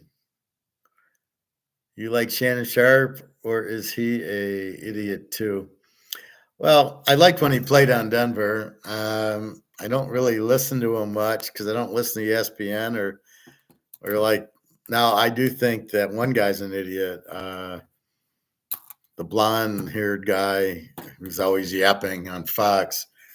I can't think of his name. I do think he's an idiot. Really, because the problem is, Bobby, they're all vampires. So I call them all idiots because they don't say anything. They talk, but don't say anything. I actually like Stephen A. Smith because I heard him. He's a conservative, and he's our kind of finance guy. So I kind of like him now, but he comes across kind of harsh. Is the only problem. Like come across like a stoic. John Madden, Pat Summerall. Pat Summerall, I loved. He was so stoic. Touchdown, 49ers. That's all he'd say, but it made the point. You're talking about Skip Bayless. Yeah. Stephen A. Yeah, I kind of like Stephen A. I like his financial. I don't know as far as his other. Yeah, I like Stephen A. because he's authentic. All you want is somebody who's stoic who tells the truth. That's all I'm looking for. Somebody that if they say the grass is green, the grass is green. What I don't like is when they make Lamar out to be the best quarterback who's ever played, better than Brady, better than Montana, better than Mahomes. I mean, that's what bothers me. Now, if you want to have the talk, Mahomes or Brady or Mahomes or Montana, that's fine. It's still Montana, but I can listen to it. That's the point. You can listen to it. But if they try to make it sound like, CJ Stroud, who's the best? Who's the GOAT? CJ Stroud or Joe Montana? I got a problem with that. That's the problem. You ever watch on YouTube? They got all this Larry Bird stuff, and he's like a nut, Larry Bird. He keeps saying how rude he was, and he'd tell you the play, and you still couldn't stop it, and it was weird. What he would do, I guess. So, like Dominique Wilkins scared, because he'd fight him and he'd yell at him, and I mean, he said when he after his first practice in the league, he said, "This league sucks. I'll be the best player in the league." Now, in all fairness, I think he's better than Jordan. I think where Larry Bird got screwed is he had to play Magic, and Magic beat him 4 times. And that's really the difference. There was him and Matt, and it kind of neutralized them both. Jordan didn't play either of them. Bird, he didn't. They couldn't beat Boston, but nobody says that. Then they couldn't beat the Pistons, but nobody says that. So when both Boston and the Pistons are finally out, then here comes Jordan. Well, you couldn't beat the Pistons or Boston. You got swept. You got hammered. That's why I get a little bit irky, because you didn't. Who did you beat? That's why I was watching the Joe Montana against the '88 Bear defense in the freezing cold, and he puts up. They win 20-0, and that's what I argue about. Well, what did Brady do? He didn't. Half his games were against nobodies. Montana had to beat the Bears and Lawrence Taylor and those type of teams. That's why I get it, because I dig down further, dig everything. So Bobby Bo, supposedly Stephen A is more of a calm, chill guy in real life, but he purposely acts a bit loud for the person on TV. He said that on a podcast. Well, I can see, because when I see him in finance, he's not outrageous like he is for that. Well, that's the problem. It's vampire, right? It's you're really loud and obnoxious. You'll take your point, and I'll take my point, and we'll argue about it. Oh yeah, gold's good, and then you say gold's bad, and then I'm trying to get all flustered to prove that gold's good, and we're wasting a bunch of time arguing something that there's no argument for. Yeah, I got sick of that whole LeBron Jordan GOAT debate. It's so meaningless, and just keep it going for all these years. Well, and my point is, you got Magic and Larry Bird aren't in the conversation. Will Chamberlain and Kareem are not in the conversation. Are you kidding me? That's my problem. How does Jordan get ahead of how does he get ahead of Will? And how does he get ahead of Kareem and Magic? And that's my point. And the answer is, well, he's got 6 rings. It's like your daughter answering, well, how are you going to pay for food with the silver or the gold? And your answer is, how are you going to pay for it with your phony dollar? When your dollar doesn't have value, how are you going to pay for it? You're worried about my gold and silver. It's only going up. So it's the same thing with this whole LeBron and Jordan. And you're like, where's the rest of the guys? And then because he won 6 rings, well, then Bill Russell should be the GOAT because he's got 10 rings. Well, that doesn't, it's like, well, that doesn't, we can't use it for this analysis. Bill Russell with 10 rings, but Jordan's got 6, so he must be the GOAT. We'll just ignore Bill Russell. And you're like, well, how the hell did you think you got 10 rings? Anyway, that's like you said, Bobby. The problem is they're meaningless debates. What I try to do is give you fact to defend what I'm talking about, not meaningless stuff like Instagram or stuff. If I talk about it, it's to say Zuckerberg's selling your information. Otherwise, I don't like social media. I don't like anything about it. I don't like people knowing all my stuff or stuff. I do like WhatsApp because I can talk to Jenna and Daria. They're in the Ukraine and Russia. How else could I talk to them? And if we had to text each other on the phone, it would be $10, a text. So at least here it's all free. I can send videos. I can send voice messages, pictures, and just say, good morning, how are you? And then they can ask for money, and then I can copy the PayPal to them. But that's the whole point, right? So I think that's where I get off on electric cars. Where's the benefit, right? Horse and buggy to a car, okay. But going from a gas power to electric car doesn't really do anything. There's no advantage to that. So why buy it? Then I was listening to somebody today talk about we'll never have wind power and solar power. We'll never take over. It's impossible. So it's just another thing that is a distraction. They're coming up with all these debates. Wind power, we need wind power and that. We need electric cars. It's also they could go to war, mind you. It's all to keep you're occupied from what's really going on, which is the war in the Defense Department and the inflation. Notice they don't want to talk about the inflation, or they'll say it's 2%. It's 20, but they don't want to talk about it. So they'd rather talk about the war as a smokescreen to what they don't want you to talk. They don't want you to ask about the inflation or the recession. They want you to ask about, electric energy, and oh my God, we need wind power. We're all going to die from, gas power, and and it's like, and then people believe it, and then they're wasting their time when it's the old magician thing. They're talking about something over here called inflation and recession and the end of the dollar, and they're madoffing you into believing that. Bobby, I think social media is cool for what it's worth, but not the way most people use it. I agree. It's like they've been insecure their whole life and now try to get cheap validation, try to act like it matters. Yeah, I mean, oh, he liked my, or or they get mad. Oh, Joey's with Susie now. Wait a minute, I thought he was my boyfriend, and they're gonna get all upset that there's a picture of Joey with Susie, right? Well, what does that got to do with anything? See, that's the problem with it. It's totally ridiculous.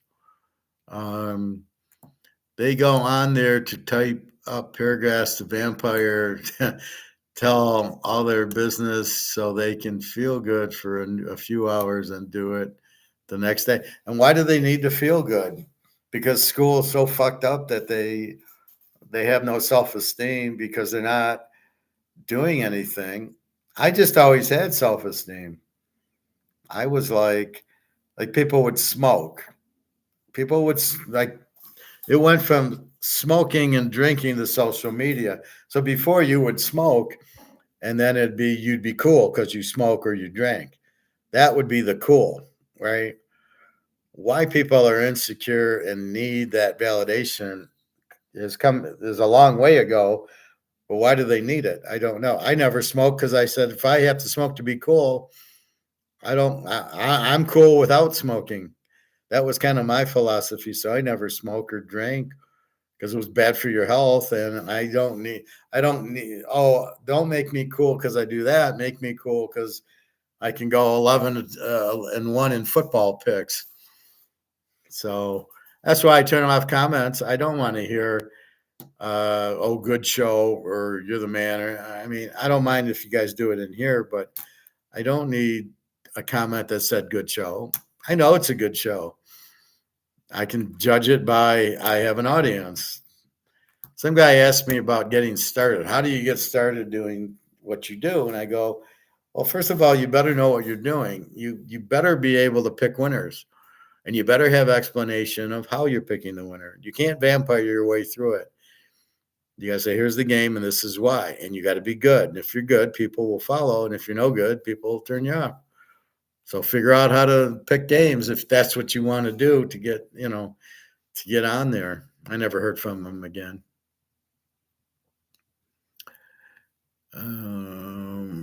Bobby, funny is when they post a selfie and everyone in their family and feedback, friends, saying they look so saying they look so great in their picture.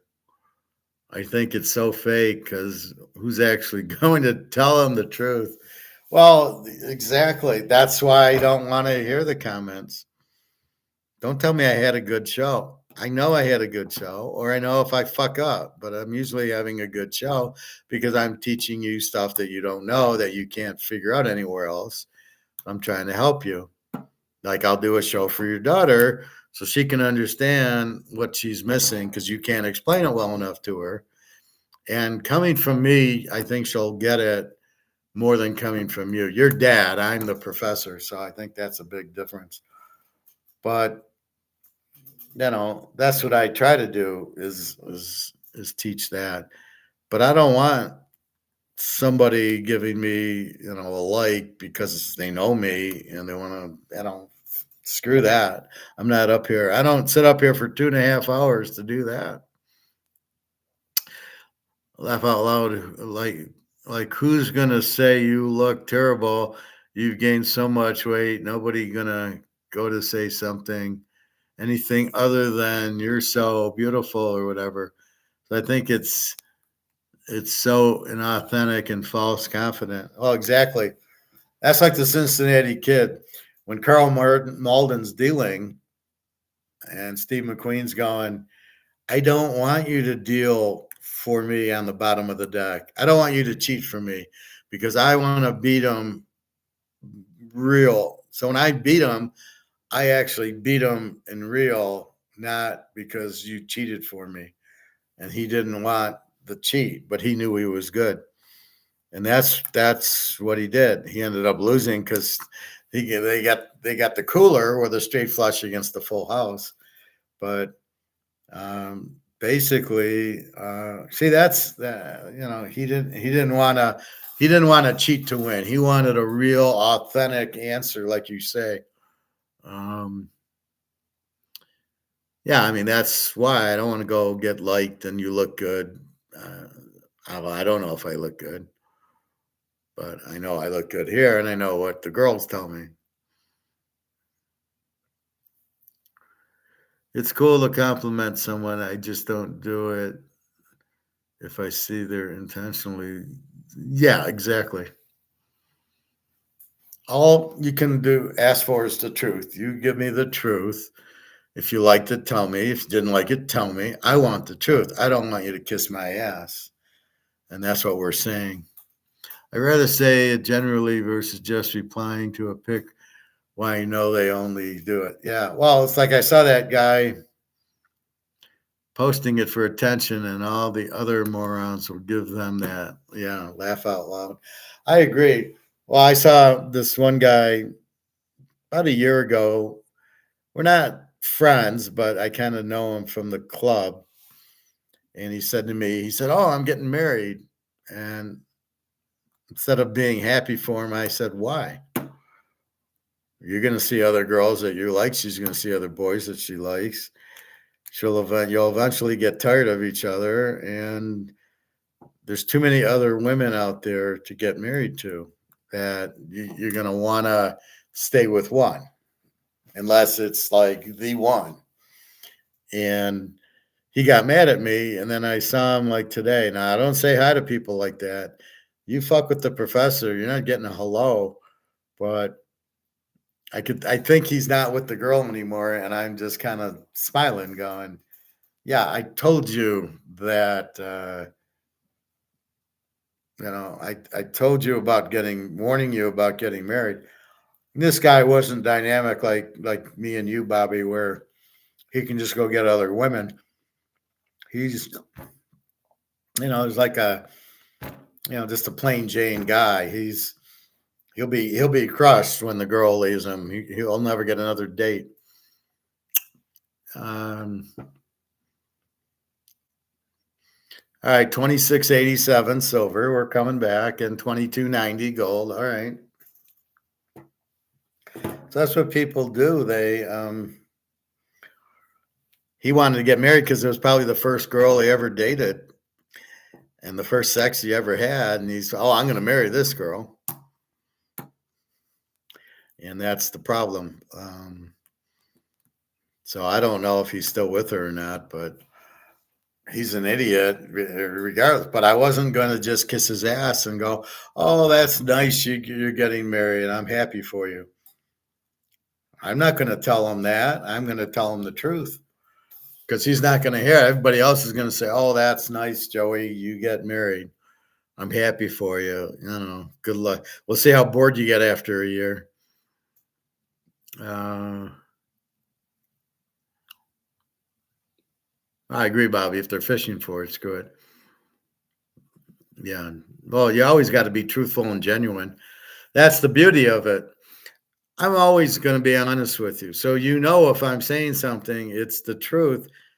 And that means more to me is, you can trust my words. If I'm telling you about these movies or about Russia or about gold, you can go, yeah, he said it, but he always says the truth and he'll say negative stuff. And that's why I want to do that.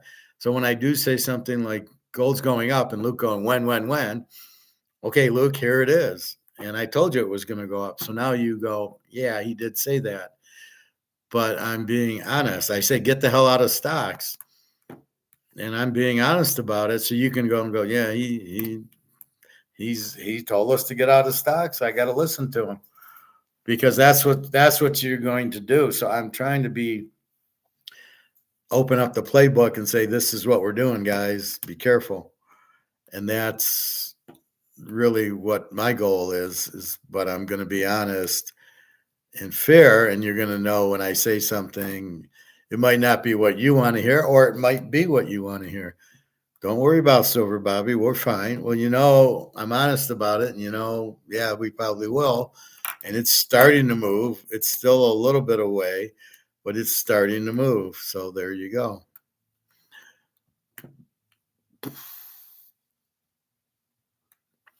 Here's cool when I say professor's the man because it's genuine, because you teach us a lot and we have fun in class. But someone random on Facebook, I don't say anything. Well, that's my point. Yeah, here, that's why the class is fun, and I try to make it fun and not, it's serious but fun. Is so we enjoy it, but I'm getting the point across, which is why I kind of repeat myself sometimes. I know I'm repeating myself, but I want to hammer it home. Well, that's the difference. People post for attention. I don't do this for the attention. I do this to teach. And that's the big deal. That's the big difference. I'll tell my girl she looks nice when she dresses up for me or whenever, but I won't say anything to a random selfie because everyone else is going to do that and they don't even know her. Well, the only I will tell them is go buy medals and stop all this vampiring than a pool from Bobby Bowman. Well, I tell Daria she looks nice when she looks nice. And sometimes I'll tell the daughter, if she sends me a picture, I say, oh, she looks very, very pretty. A lot of that I'm doing because I want the daughter to feel good, have a good self-esteem. And who am I to tell her she looks pretty? But Daria and Jenna are very pretty anyway. So, yeah, I'll tell Daria she looks pretty. And I'll tell her I love her a lot because I think it's truthful, but it's for them, it's good to hear that. I'm sure she doesn't hear that a lot. And so part of it is I'm trying to up her self-esteem and her ego and make her feel good. But I believe it or I wouldn't say it. Like Carmen was very pretty, but she kept asking for money, and I had to eventually block her because she'd call. Oh, you're going to be alone. You're going to live alone the rest of your life. And I'm like, well, I don't know. There's Daria, there's Jenna. Who am I going to choose? Yeah, I'll be alone. So I couldn't. She was vampiring me too much. I had to block her. But to get back at Carmen, I said, well, Irina's much prettier than you. And Irina is the prettiest, but Carmen's a model. So to say, well, you're okay, but Irina's much prettier. I was playing dirty pool there because she had it coming, but I don't do that with Irina. And with Daria and Jenna, I won't say it. I'll just say you look very pretty, and they do. And who else is going to tell them? So I think it's a good self-esteem pick-me-up for them. And I don't find I'm not doing it. I mean what I'm saying, but they're pretty anyway. So of course they give me a picture. I'm going to say, you look very pretty. But that's why I'm going out with them. I don't date dogs. I mean, come on.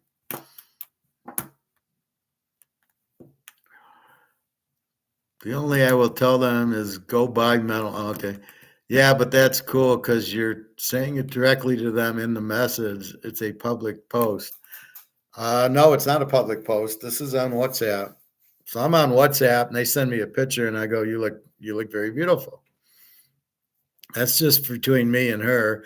And sometimes if I share it here or something, but like I showed you the picture of Jenna with the wine going, why do you think you're high blood? Why do you think your blood pressure's high? You're drinking this big glass of wine. She looked very pretty in the picture. And I told her that, but that's why I'm dating her. Is she's very pretty. So if I tell her she's very pretty, but it's only me and her. It's not public. When I send to her and she sends to me, both the girls, I always try to compliment them because it's a nice thing to do. They're gonna enjoy it and they know it's real. That I'm not just saying that to say it. So they get that from me. They know I'm very honest. So if I say it, then I say it with purpose that I mean it. Um, yeah, I mean it's not a public post. Yeah, right, right. Yeah, it's a private post. Um, Sometimes, like if I see Kenzie on, I'll say, "Oh, yeah, you look great, Kenzie," or I should say, "You look great, Kiana." She steals her name from Keanu Reeves. I loved it, and I think you nailed it too. I don't think people catch on that she's saying Kenzie Reeves, but from Keanu Reeves, and I think that's exactly what she's doing. But when I hear from her, I don't. She won't send me a picture. Now, how the fuck can Daria and Jenna send me pictures and Irina? Um, but yet you can't send me a picture of you, and you want me to believe it's you. See, then I'm going to be very stoic with her, and I don't believe it's her. So you have no power over me or control over me because I don't believe who I'm talking to because uh, that's the stupidest thing I ever heard of.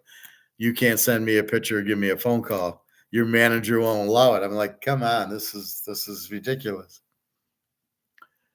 That's what Bill Belichick's issue was. He didn't want to be honest with Mac Jones and tell him he sucked.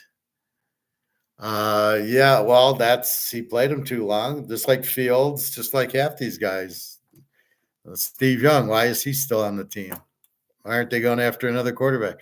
He sucked. That's why I watched the Alabama Georgia game 2 years ago, the championship game. He looked like shit. And I said to myself, and you made this your number one pick. He can't handle the Georgia defense. What's he going to do against a pro team? And that's why I value it against a strong defense. Kenzie, once in a while, I don't even know it's her. She hits me up on WhatsApp and says hi, and I go, "Who's this?" It's Kenzie. Oh, really? And it's a business account, and it's Canadian. And I go, "Sure, it is. Yeah, okay." So when you send me a picture, I'll believe it. And then she'll lie to me and say, "Oh, I'm in Michigan. I'm in this city. The city's a dump." And I just, what hotel you at? Oh, I can't tell you. My manager won't let me tell you. Well, okay. Well, I really enjoy being with a vampire. Thank you. But well, Kenzie wants money, so she's going to keep trying. The real Kenzie I like, but it's not the real Kenzie, so there's nothing I can do. But that's why I don't need Kenzie. I got Jenna and Daria.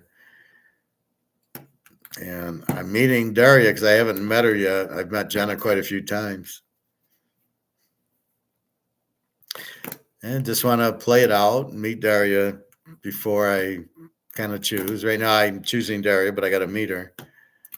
And like I said, her daughter's sick, so yeah, I'm right there for her. I hope she gets better, and I told her that so she can see. I'm being honest with her. Um, but yeah, that's the problem with social media. People just want to be heard. That's my problem with all these NFL guys. They're talking to be heard. Chris Collinsworth, Romo. Oh my God. How can anyone? Troy Aikman, he's very disappointing. Troy, you play for Jimmy Johnson. You can't give any insight into the freaking game we're watching. And then they agree with the refs' calls that you would have thrown a shit fit over if you got the call against you. Are you kidding me? So yeah, I don't like the announcers at all. College, oh my God, Maserati Marvin. If I hear that again, I can throw up.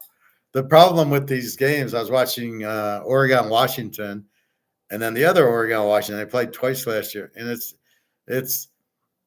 it's Herb Kirkstreet, and I can't stand him. And he's the biggest vampire of them all.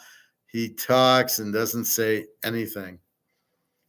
Oh my God, talk about a useless human being to be doing. Why do they pay him so much? They pay these guys millions of dollars to vampire. It's like, for what? I'm not going to watch the game because Herb Kirkstreet's on it. I'm going to watch the game because it's Ohio State and Georgia. That's it. And everybody says how good, um, CJ Stroud was. I watched the game. He didn't do anything. Had a few good passes, and then he ran a lot because Georgia was only with a 4-man line. When I watched the Tennessee game with Hooker, he had a 7-man line. Where's the other guys coming after CJ Stroud like Michigan did?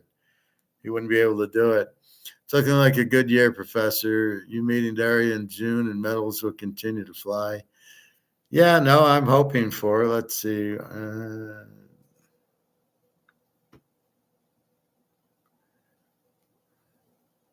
2290 still down 7. See, as bad as this is, we're only down 7 is fine. That's how you got to look at it at the end of the day. I don't know what's with this site. I'm waiting for silver to load. Normally it's boom, boom, boom. See, it's all the Madoff. It's all these ads have to load and everything. So the FanDuel had and the Visa ad had to load before we do anything.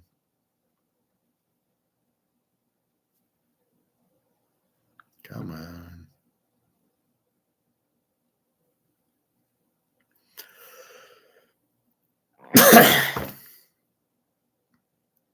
What's our silver price? Jesus.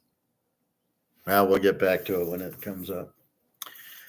But that's all you can ask for. And we look for it in everything, right? We look for, that's what the Stoic is. It's being truthful and being honest. And that's what, you don't want to be vampired. So you want to be, and that's what you're looking for, in a friend and in a girlfriend or a wife. You're looking for somebody who's stoic that you can listen to, that doesn't vampire you, and they're honest. Professor, you look a little heavy. Like Jenna says, it looks like you put a few pounds on. And I says, really? So I showed her my body, and I says, well, yeah, maybe a little bit. See, what happens is my face is like that. But if I do that, then I got a neck. But if I do that, I don't. And so I said, well, I'd probably maybe put on a couple pounds. I said, I'll take off 5. And I did a 42-hour no eat. And then I said, well, how do I look? She said, oh, you look fine. And she's thin, so it'd be hard for her to fast. All right, we're back to 26.92. Here we go, Bobby. As long as we get to 27, that's all you can ask for. It's just not a day to go up. Maybe it's the Thursday thing, but I think tomorrow will be a huge day. Friday should be. He's coming down because it knows I'm going to the gold store tomorrow, and I got to buy some stuff. And I love when I go there and laugh at the guy going, thanks for selling me physical gold at paper gold prices.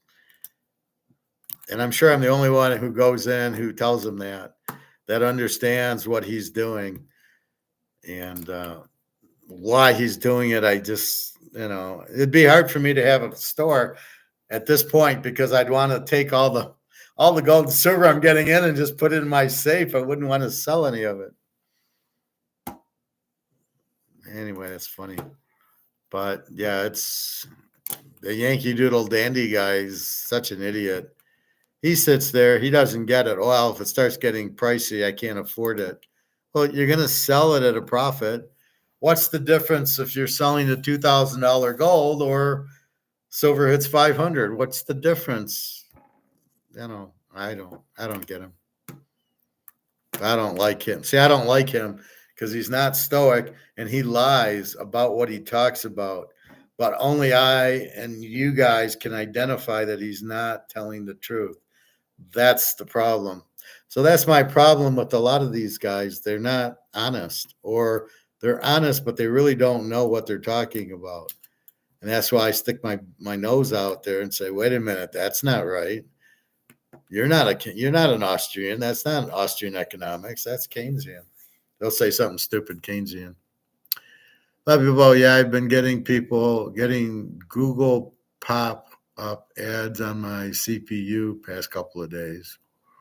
Do you know how to stop those? Is that ever? Well, I think it's happening more and more thanks to Zuckerberg and all the, selling all your information to these guys, and there's more and more pop-ups popping up. I don't know if there's a way to stop ads. I heard one way was to get rid of Google. Somebody said to get rid of Google, and there was another platform you could use, but I don't. I'm just gonna leave it alone. They sell my information. Well, they're already selling it on here, and they're selling it on Instagram. They're selling it on WhatsApp. How many times can you sell the same information?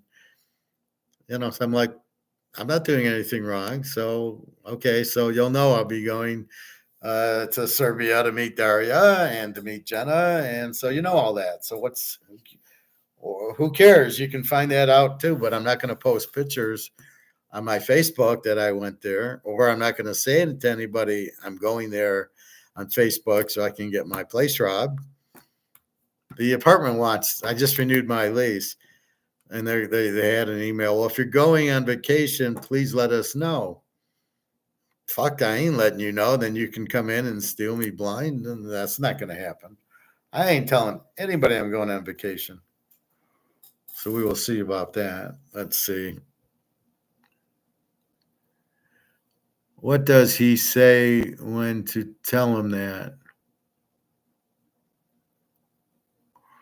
Yeah, repeat that, Bobby. I don't know what you're talking about. The last one. What does he say when to tell him that? Who are we talking about?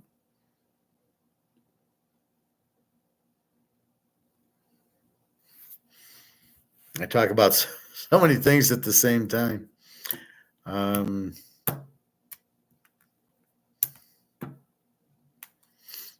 But see, that's the thing.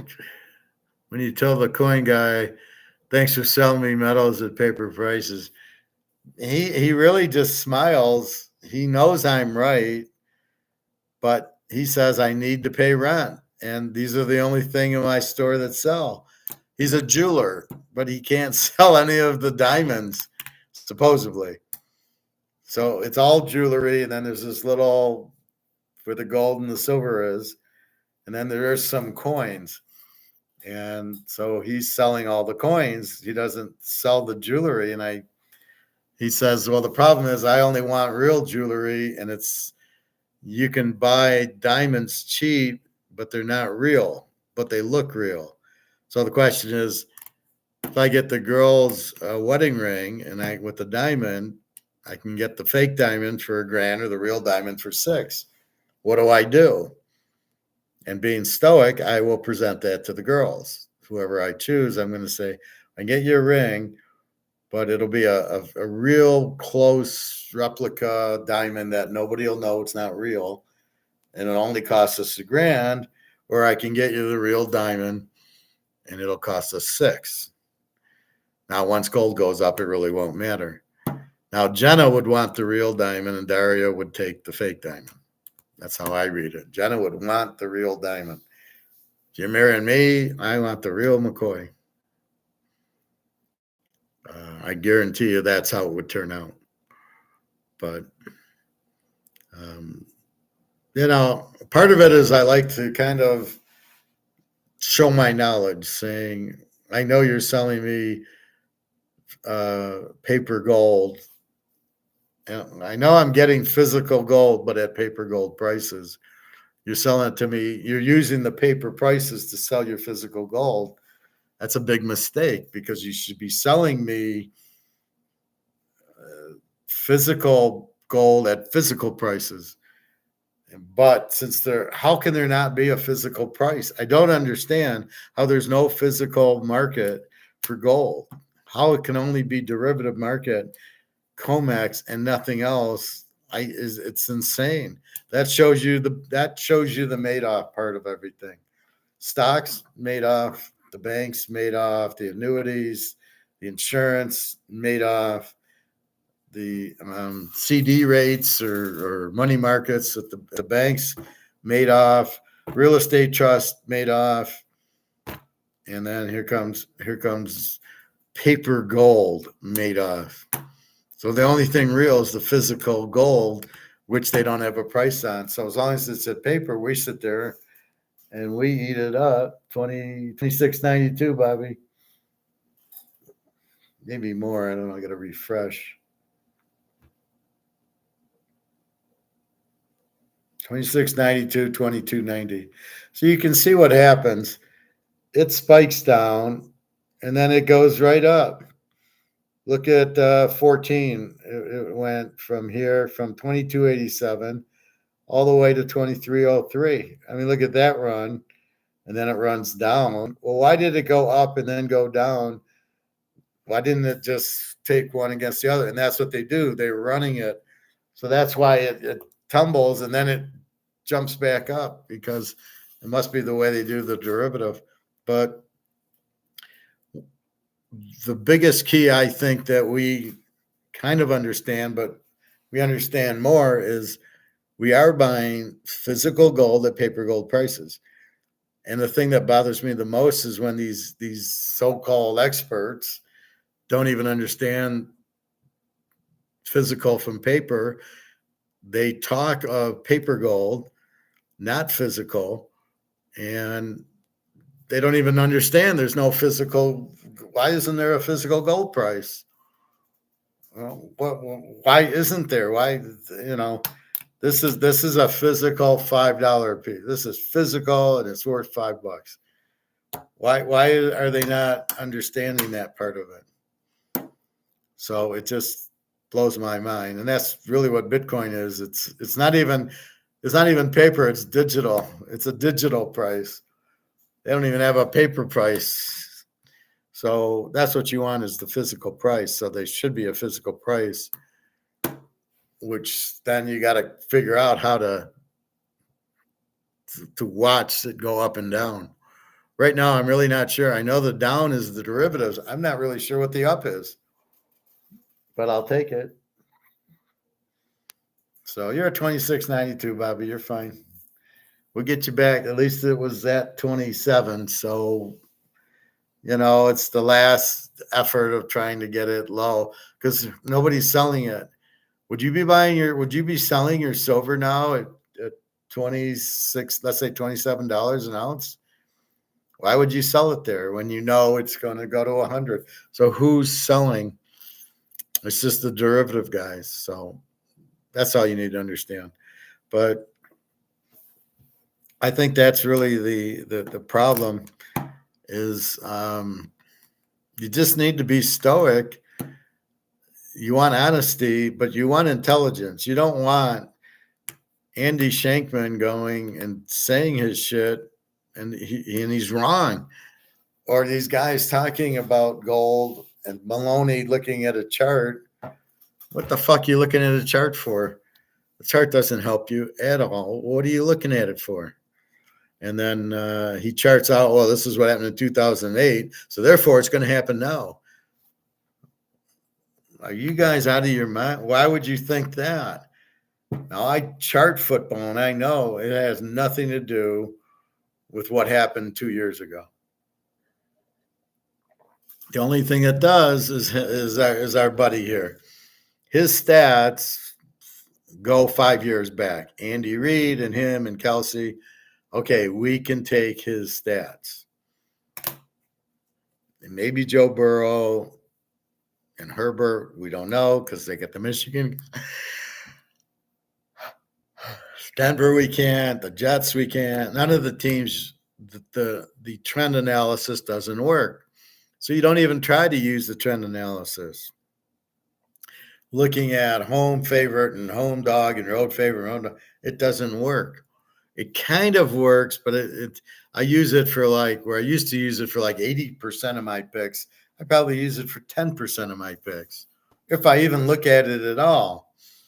I did look in the Super Bowl. House KC is a road dog, and it was like 14-1. Okay, I think no matter what, I liked it, but okay, that fits, and it's been Mahomes and Reed. Okay, fine. That's it. But outside of that, I couldn't use Frisco. How are they as a road favorite? Well, Brock Purdy's been there a year, so you can't use any of their trends. But that's what kills me is these guys. So now, how do you use your trends on gold and silver? Now you got bricks behind it. What's bricks doing? Right? How did that? Wait a minute. That variable wasn't in 2008. Now we have bricks with the gold back currency. That screws up your trends. Your trends are totally deduced.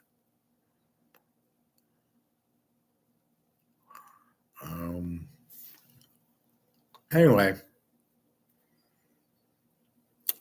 that I think is the bottom line. It's it all comes back to Stoic, which is confidence and honesty. And you try to do the right thing. You tell the girls they look pretty, they look beautiful. You love them because you really want them to feel good, right? And you're not, they're not ugly, so you're not exactly telling them something that's wrong, but I'm sure they love to hear about it. They love to hear it. Hey, Luke. Well, we're looking at silver took a dive, but then it's fighting back to 26.92, and gold took a dive and is jumping back up. So you can see the gold, it went all the way up to 23.03, and then it quickly went down to 22.84. Now it's sitting at 22.90. Silver did a similar thing, down to 26.70, but it's fought its way back to 26.92. And Bobby was getting all upset. Well, I think so too, Luke. I don't see where we disagree is I don't think it's profit taking. However, I don't know that it can go up every day because I don't know what drives it up. And is there only certain days the central banks in China and India can buy? Is there only certain days that COMEX is open to buy? Or are they buying it from the ETFs? And is it limited? So, yeah, maybe on a Thursday, it won't go up because, they can't sell it. But on Friday, I'm expecting a big day tomorrow. So it just might be certain days we get more of a run. But if our pullback in gold is if we're only down $7, so we're 22.97 down to 22.90, and we did go over 23.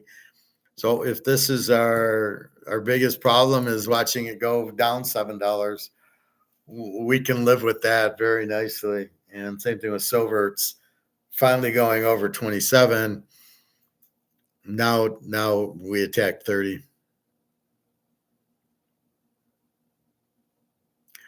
Yeah, I agree. Nothing goes up in a straight line ever. Ask the Microsoft people and the Apple people.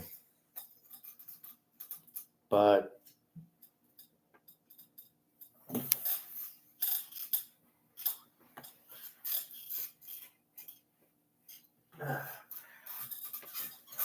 I agree, but keep in mind, these aren't stocks.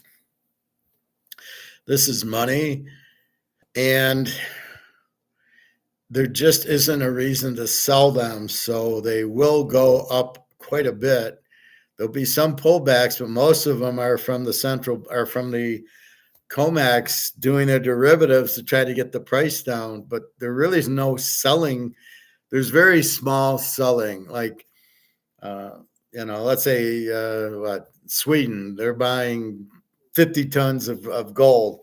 They're not selling a ton of gold at any point, right? They're always buying tons. Now, me and you might go to the coin store and sell an ounce because we need to pay taxes or something, and so we'll sell an ounce of gold, get the money, and pay the tax.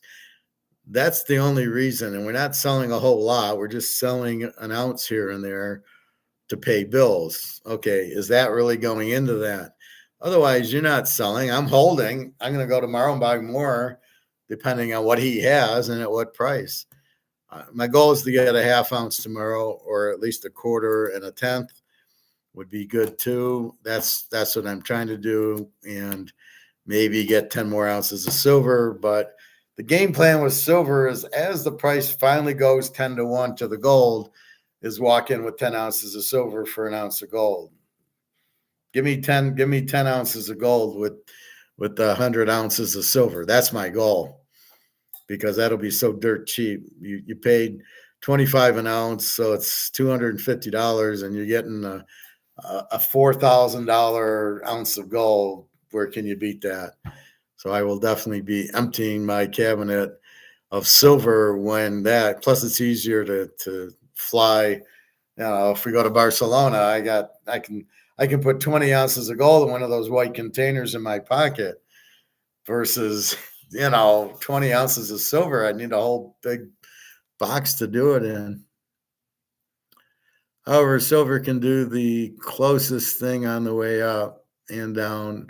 See, you're not going to get the down, because the down was paper, right? Keep that in mind. The down was derivatives. That's what you got before. You have never had a physical silver price. So you can't say that's what's going to happen this time in the physical world we live in. Only in the paper world we live in. I don't know, it's from some movie. In the physical universe we do, then something. But see, that's the point. Silver should go through the moon, but it's still controlled by COMEX more so than gold, because the gold's a tier 1 asset, and people buy it and sell it as money, and so it's less sold. It was sold by derivatives, but since the derivatives are out, it's just people buying it now, and there's really very little down. Silver is still controlled, but it's the people wanting 2,000 tons of silver that can't get it, which are causing the headaches, and they can still do their derivatives to keep it down. So that's what I think we saw today. But it keeps getting eaten up, and therefore you can't. It's not quite ready, but it's close from all the buying that's going to happen. But again, the reporters still won't report this properly. Oh, I don't know why gold's going up. It must be because the central banks are buying. No, because COMEX is not price fixing anymore, you idiots. Just amazing. That's what we were talking about with Bobby, how trying to get something honest. Like I tell them about the girls, I said, well, I'm honest with them. I said, they look very pretty or beautiful, and I love you. I'm being sincere with it, and I do mean it. Versus he was talking about the kids on Facebook, and everybody says, oh, Johnny, you look good, or, everything looks great. And, oh my God. And it's just the parents trying to cheer up the kids is such bullshit. So that's what we were talking about. But on WhatsApp, it's just me and Daria. So if I say that, I mean it. There's no other, I'm just trying to make her feel good. And I do mean it. Right? What is silver priced? A few dollars more in China? Oh, Shanghai? I don't know. I don't look at the Shanghai exchange. I know this isn't right. I don't know if that's accurate or not. I would guess that it's all more. It's not physical yet. I know that's where we're going, but we don't not have a physical price. We just have this paper bullshit price. And if Shanghai's got a price, it's what it's looking at. It's using the paper price. It's using the paper price as its base. So I can't look at that either. Are they purposely forcing the COMEX hand? Well, COMEX is price fixed, right? And it's designed to keep the gold and silver price down because they want you in the dollar so they can play Madoff on you. But the rest of the world doesn't agree with it. So I think bricks are blowing up COMEX just based on it's not a real price. And they have, when you got all the gold, you want a higher price. China's got 60,000 tons. They're sick of this 2,000, and Russia's got 30,000 tons. I don't know what India's probably got 15, 20,000, and they're all tired of it. And when they come out the gold back bricks in May, you're going to see a much higher price. That's for sure. But now COMEX is blown up, basically. The gold's blown up. The silver's getting blown up. It's a little different because gold's a tier one. And so when you see it dump, you see it go up, and it's just people buying it. And then there's a dump is the derivative guys. And then it slowly gets eaten up and goes back up. And then you realize, oh, it's the derivative guys. But that's the only reason it really drops. But silver's still being manipulated because of the setup. But I think that's coming to an end soon also. But yeah, see, COMEX, when somebody wants 2,000 ounces of silver, they go to COMEX. I don't know why. I don't know why that's the, because it's not really designed to be a physical place. It's designed to be mental. It's to be paper to get to control the price. Because in 71, gold was $35 an ounce. Everybody wanted their money, or they wanted their gold, I think. So they wanted their gold back because they realized that if we're not doing the gold back system, their money's worthless. And so they all pulled their gold back is why. And then COMEX wanted the price to go down. So that's why they get it, because it went up to 800. And then they go, no, we need it lower. And because it was causing problems. And so it went back down. And we've been on fucking COMEX price fixing since 71, or maybe 72 or 3 or something like that. So it'll be nice when we break it and blow it up. It's already pretty much, gold's pretty much broken up. It's the silver. And that's, we know, is going to jump. It, it's 27. You're not going to see, let's see. That's still 26.92 and 22.90. So it's not moving. It's funny how it does that. It does this, and then it does this, and then for an hour it'll do that. Like where's the bidders? So I'm just wondering really how they get who's buying it. I think it's the central banks buying the gold, and I would assume they're buying the silver. I know COMEX is out of silver. So they put in these 2,000 ton orders, they can't fill them. And I know that's been a problem. And that's why the price of silver is going up. So we will see. Hopefully much higher. But I'm happy gold, 26.90. If at the beginning of the week you said it, I'd be real happy because it was at 22.30. Now hitting 23.03, we did go over 23. I was hoping it would stay there over. That's like that's really a key. That's a key psychological parameter, the 2,300 and the $27 silver. But now we've got it pretty much blown up, so that's a good sign.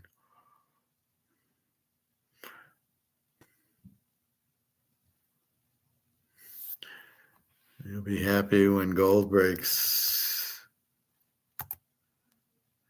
3,000. Yeah. Soon, hopefully before May when the BRICS summit hits, but if not, it'll be right around there, and then we'll see.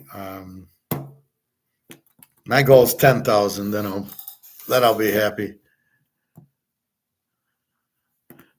Many think it may be by end of year. I think could be faster than anyone thinks.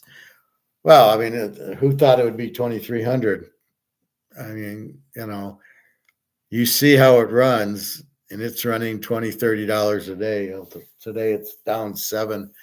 It's kind of a fluke, but yeah, we're not getting what we think we should get, which are $500 days.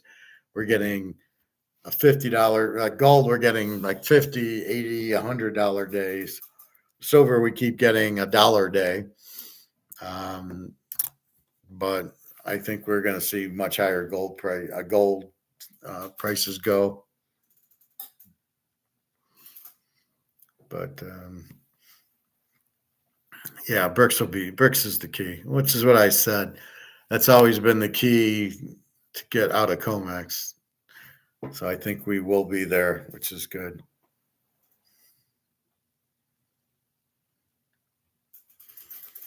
But I mean, we don't know. Like you've asked, is it going to go a little at a time or a lot? And I don't know. I mean, it looks like it's a little at a time, but like I keep saying, we could wake up and it's up 500. And we go to bed tomorrow and it's 2290, and we wake up and it's 3,000. Could easily do that. So we will see. That's what we're hoping for. That's what we're betting on. So, but it's the best bet out there because you can't print gold and you can't print silver. So don't forget that. That's why we own it. You can't print it. So that's why I'm shocked by the price going down, because what are you selling it? You're getting back into the dollars, the Titanic. You finally got off the damn Titanic. You're in your lifeboat, and now you're going to get out of your lifeboat and go back on the boat.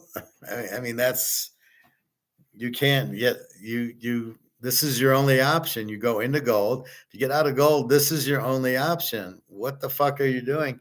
You can't go back into this. That's what you're trying to do, is get out of it. Anyway.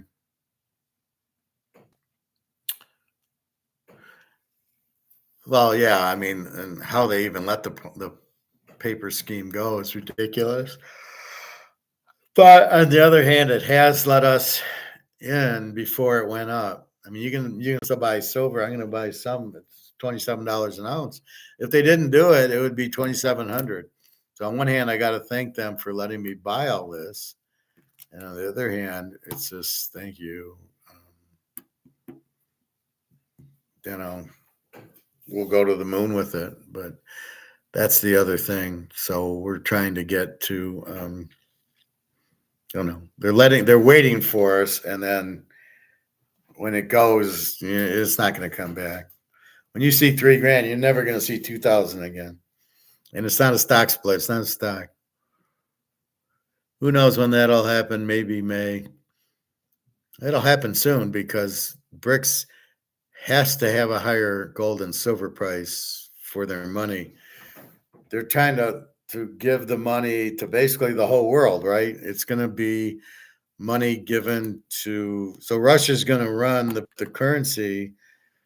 So, but it's for China and India and Brazil and Argentina, and if Venezuela gets in, and all these countries that jump on board, you have to have enough gold-backed currency for it.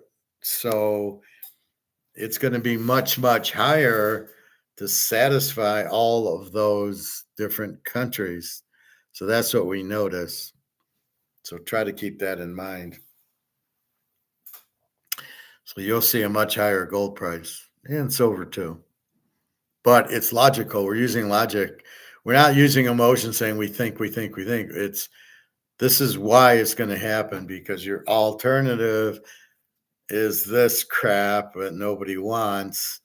Again, the whole point of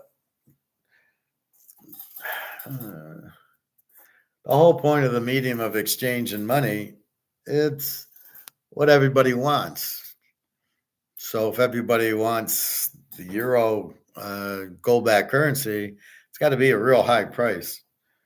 And you don't need it all. You won't buy, you won't buy $100 gold. Well, it depends what it's worth.